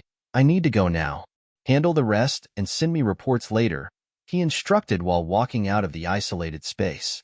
Gradier Zanatus didn't waste time in getting out of the underground secret base. He instantly got into a hover car and drove out of this area with speed. A few minutes later, he arrived in front of a 40-story building with a dog head statue in front. Gradier Zanatus went in right away and headed for the second to the last floor. Bam, bam, bam. "Kid, are you in there?" Bam, bam, bam. "Kid, bam, bam, bam. Are you okay? Bam, bam, bam. Kid? I'm coming in now. Gradier Xanatus raised his right arm, which was covered in a bright blue glow, and swung it forward with force. Bang! The door along with part of the walls on the sides got blasted forward, causing the entire building to vibrate intensely. Gradier Xanatus ignored the blaring alarm going off after his forceful access into the apartment. He got in and looked around. There's no one here, he voiced out with a worried tone. Gradier Xanatus was at loss on what to do at the moment. Where could he be? He wondered internally. A thought appeared in his mind, and he turned around with speed before heading out of the apartment. Go back, go back, go back, go back? Gustav stared at a blue-faced cute girl whose face was above his. He was laying on grassy ground, and a clear blue sky was far above their heads. Where am I and who are you? Gustav voiced out loud as he pushed her face back and sat up. Go back. You have to go back. The blue-faced girl who was standing above him earlier voiced out as she stood to her feet. Surprisingly, she was over 8 feet tall and Gustav seemed like a shorty beside her. She was clad in a brown robe with slits by the side and yellow patterns. Gustav looked around, and all he could see was plain grasslands with a few high hills and then clear skies. God Eyes. Gustav tried activating God Eyes, but it didn't work. Huh. He exclaimed with a look of confusion and tried activating God Eyes again. God Eyes, to his surprise, it still didn't work. Gustav decided to try another ability, but for reasons unknown, it didn't work. Hover. Gustav tried to fly, but to no avail. I feel normal, weak. What's going on? Gustav voiced out with a look of confusion. You have to go back. The blue 8 feet tall girl voiced out with a tone of urgency again. Go back? Where is this? Where am I? Gustav asked again. You're in his yard. You have to leave before he finds out you're here. She voiced out again. Before who finds out I'm here? Who is he? And where is here? Gustav was in so much confusion as he threw out a series of questions. Boom! Suddenly a thick cloud of darkness began to gather in the northern skies.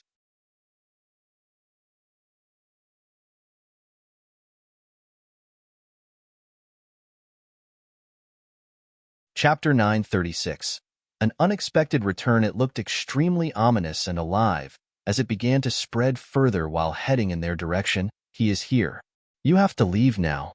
The blue girl yelled with a look of fright. Leave how? What is even that? Gustav voiced out as his heart began to beat faster. The girl turned to him and placed her hand on his shoulder. Go back, she yelled before pushing Gustav backwards. Gustav, being as weak as a human, fell to the ground on his back. However, the instant his back collided with the grassy ground, he fell through like it was a body of water. Gustav held his breath as he sank. Grrrhhhh. Gustav suddenly opened his eyes while holding his breath. Phew! He let out breath with a terrified expression as his heart kept beating rapidly. He kept trying to catch his breath as his face displayed a look of confusion and scare mixed together. What the hell was that? Gustav voiced out in a low tone of confusion as his heart rate calmed. After calming down a little, he was able to focus on his current environment. Now where the hell am I? Gustav asked as he looked around this dimly lit space. He noticed that his arms were extended upwards and bound together by something. This was the same situation with his legs as well. There was a kind of translucent barrier surrounding him and 4 white walls at the ends of this space.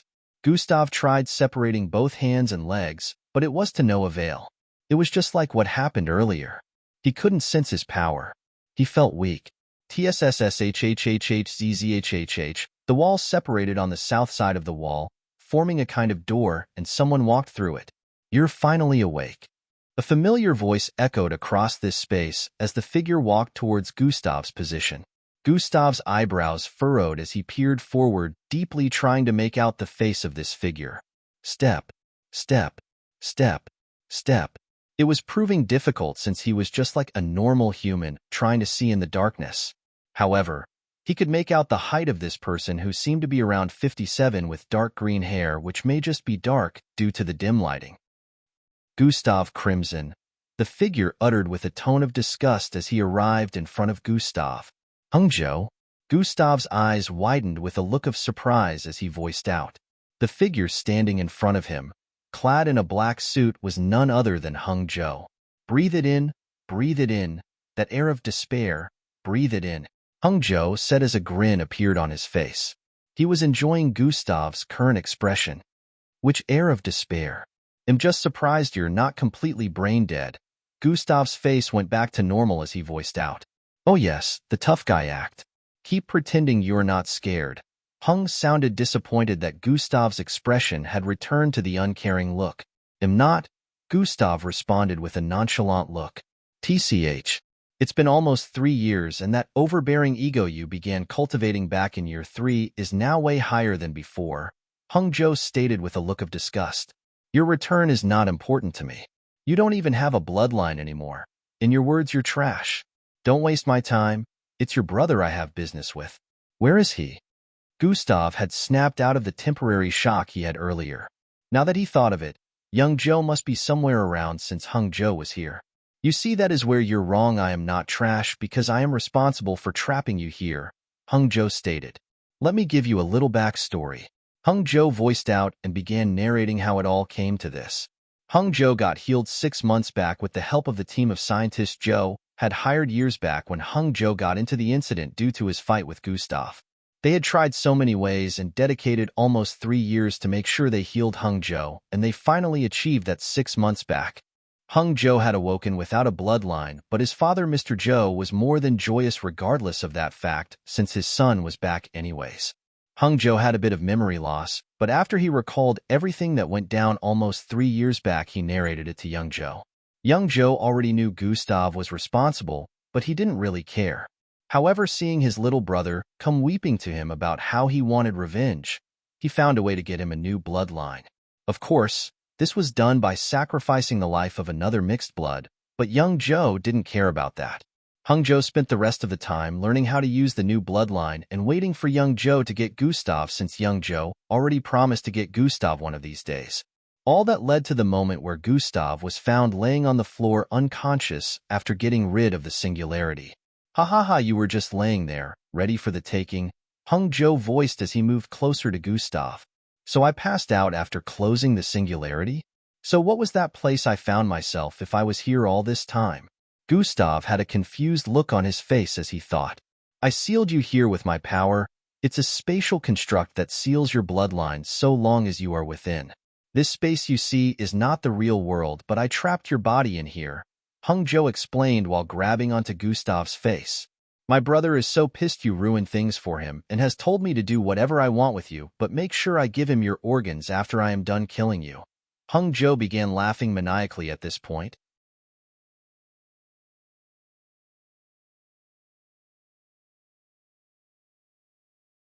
Chapter 937.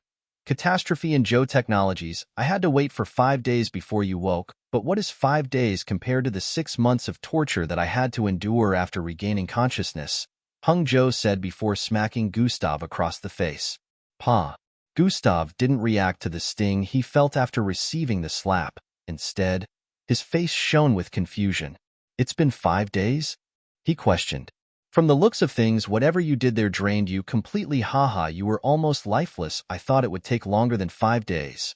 Hung Jo said before grabbing Gustav by the neck. I was so sick of seeing playbacks of the last MBO entrance exam and how you took the shine that was supposed to be mine. Hung Jo gritted his teeth as he spoke with a look of hatred while tightening his grip around Gustav's neck.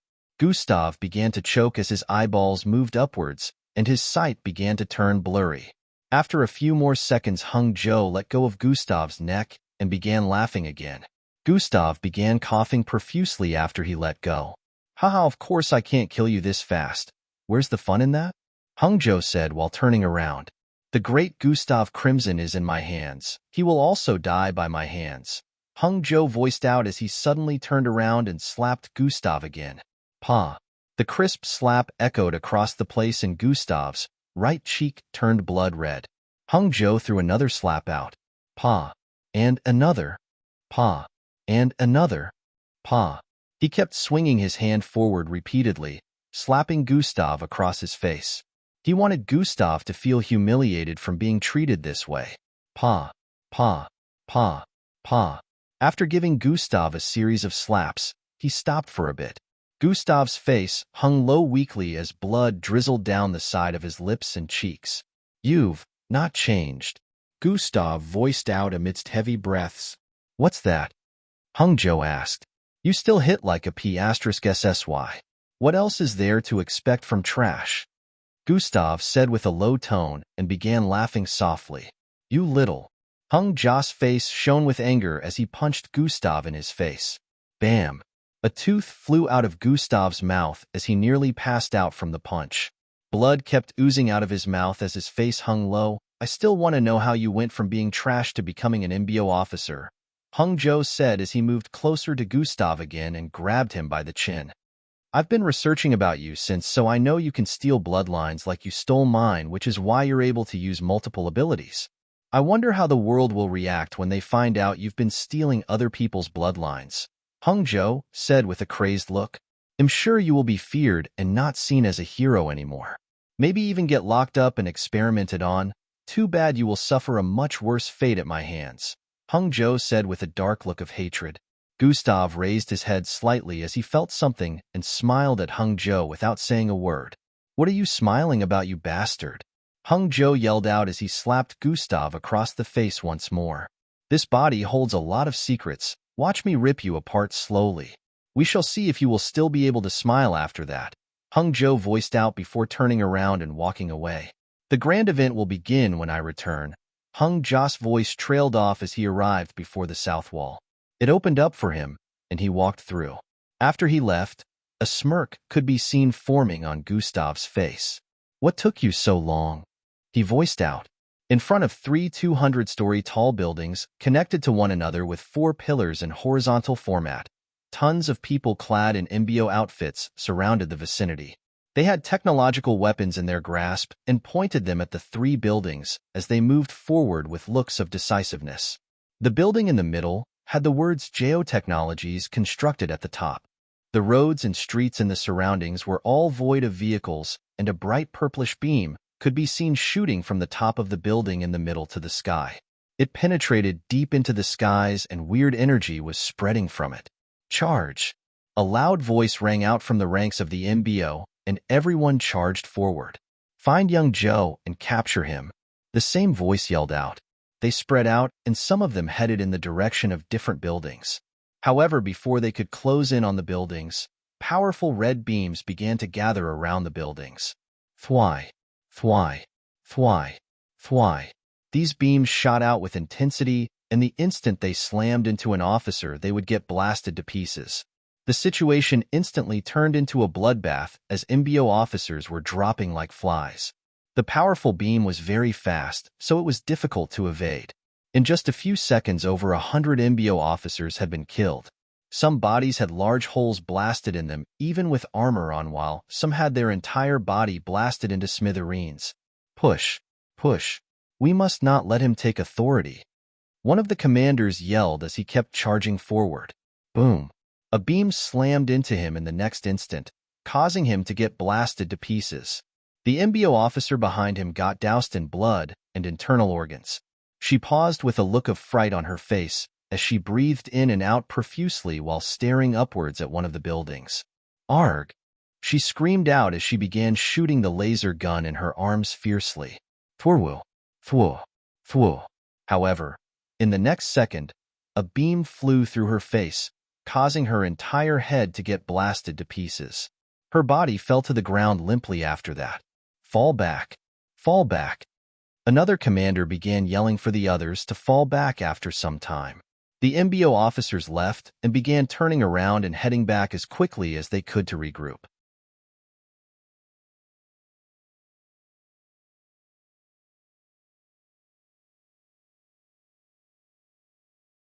Chapter 938. The situation of the world within a floor on the MBO tower. Officers were gathered together as large screens popped up in the air. A team has managed to successfully infiltrate. We can only hope they achieve good results. A Grand General stood on the podium and voiced out. Meanwhile, we will try attacking the Geotechnologies buildings a few more times to erase any form of suspicion so the officers that infiltrated will be able to do their jobs properly and successfully complete the mission. I ask that you all risk your lives once more to protect our planet from invasion. Even if death comes our children, our spouses and our loved ones as a whole will be safe after the mission is complete. He voiced out with a strong tone, causing the MBO officers to yell out in agreement. They sounded fired up as the Grand General voiced this. We may be powerless at the moment, but it is this moment that we can truly prove just how powerful we are. After saying this, he got off the podium and carried a gun too. Everyone was ready to head out there once more as they held their guns as well, awaiting the command. Sir, the Grand Commanders have sent word that more mechs are on the way along with 50,000 troops. An officer voiced out after the Grand General got off the podium. Good. We need as much power as we can gather. Tell them to make sure their jets don't come close to Hung Technologies, or they will be blasted down, he instructed. The MBO officer nodded and ran off. Now it's just a matter of time.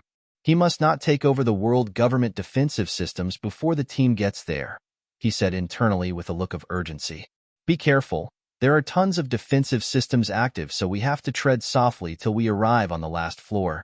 Gradier Xanatus voiced out to a group climbing through a tube-like space with him. Yes, team leader, they said with low voices as they followed after him.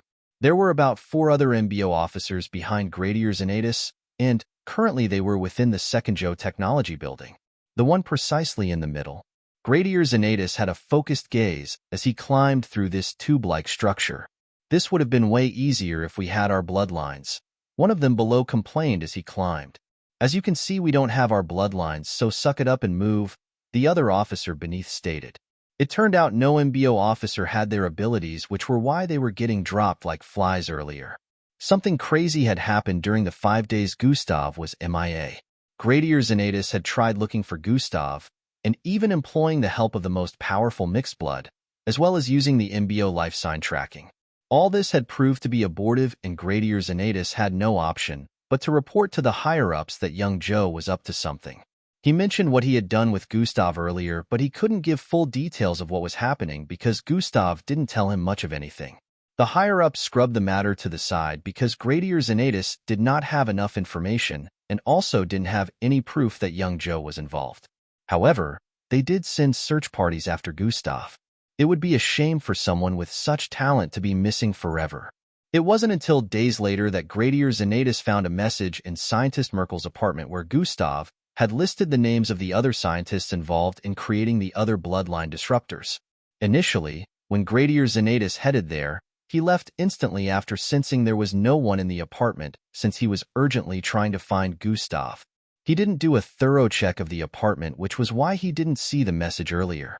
After he saw the list, he gathered a team to go after the scientists, and luckily every one of them was caught and forced to confess their collaboration with young Joe and some of his plans that they were aware of. This was more than enough proof for Gradier Xanatus to use, but it was too late. There was something Gustav and Gradier Xanatus didn't know. Young Joe had an extra bloodline disruptor installed in the Joe Technologies building. For the entire Earth to be stripped of its bloodline, disruptors had to be activated at the same.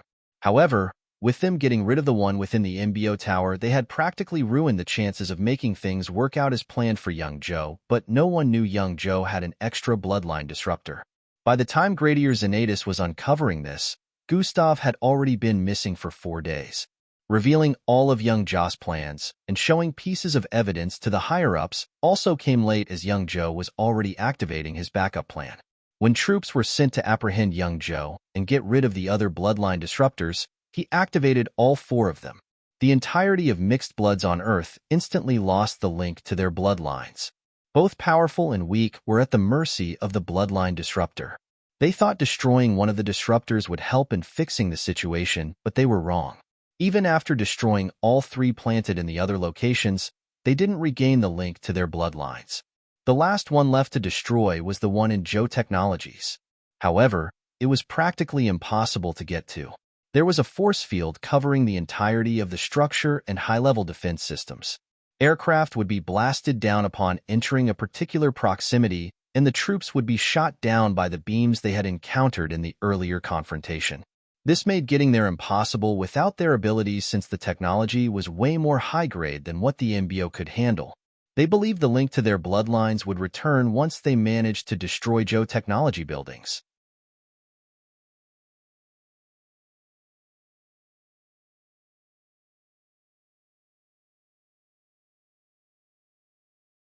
Chapter 939. Gradier Zenatus team pushes forward after lots of MBO officers' corpses had piled up in front of Joe Technologies. Gradier Zenatus finally managed to sneak into Joe Technologies with a team. After a few more hours of climbing through this tube-like area, they arrived in front of a small panel-like dead end which they blasted open. They climbed up and arrived in the hallway of a particular floor within Joe Technologies. Luckily, no one was here when the team of 5 climbed out, so they kept advancing stealthily. Remember, we stay hidden as we head forward. It will make things a whole lot harder if they find out we're here before we close in on where the disruptor is installed. Gradier Zenatus voiced out as a reddish, glowing 4-feet-long gun appeared in his hand. Yes, team leader, the others behind voiced out as they followed him. They were 3 male MBO officers and 1 female. They all looked fierce as they moved forward. Watch out for CCTV. Use the static reboot when you spot one. Gradier Zenatus voiced in a low tone as they arrived at a turning point. Everyone paused here and moved to the sides of the wall, planting their backs against it as they peeked towards the left. Gradier Zenatus brought out a small cylindrical device and threw it towards the hallway that led to the left. Truant, several blue lines of light shot out of the device, causing the guards who were walking around there to be alerted. "Who's there?" one of them yelled out while trying to bring out a weapon. However, he was too slow. Gradier Zenatus had already charged forward while aiming his weapon. Boom! He pressed the trigger, repeatedly firing out red laser lights.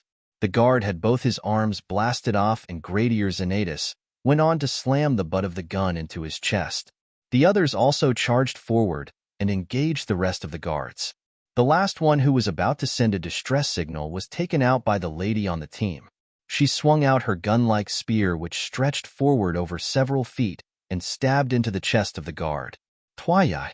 She pulled it back in the next instant, and his heart, which was also embedded in the tip, was pulled out along with it, leaving a hole in the guard's chest. They had managed to take care of the guards here and disrupted the feed of the CCTV with the device Gradier Zenatus threw out earlier, so they were in the clear. There was no room for hesitation or mercy here because that would screw things up for them, so everyone was ready to kill whoever they came into contact with her. Luckily, the bloodline disruptor affected everyone, so even young Joe guards who would originally be very powerful were just ordinary people like them now.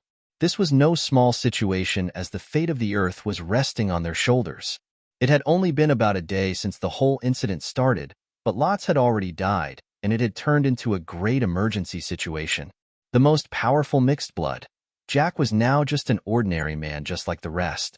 He was currently being kept safe in the MBO tower. "I should be out there joining the battle," Jack voiced out as he stared at a glass wall within the MBO. He could see the entire Plankton City from this particular view. Behind him was a man dressed in a silver MBO outfit.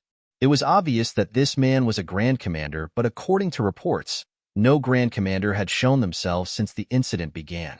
What they didn't know was under the surface, they were still the ones making the decisions.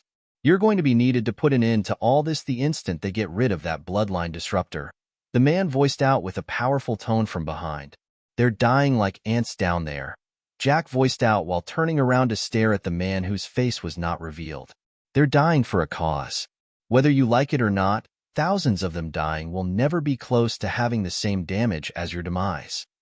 You're way more valuable to Earth than they will ever be, so stay here and remain safe," he voiced out bluntly. But Jack still wanted to speak, but the Grand Commander, whose face was not revealed, spoke once more. "No buts. That's an order. Prepare yourself to end this soon. We're already receiving reports from the team that infiltrated." After he said this, his holographic projection disappeared. Jack sighed after the call ended and turned around to stare at the city once more.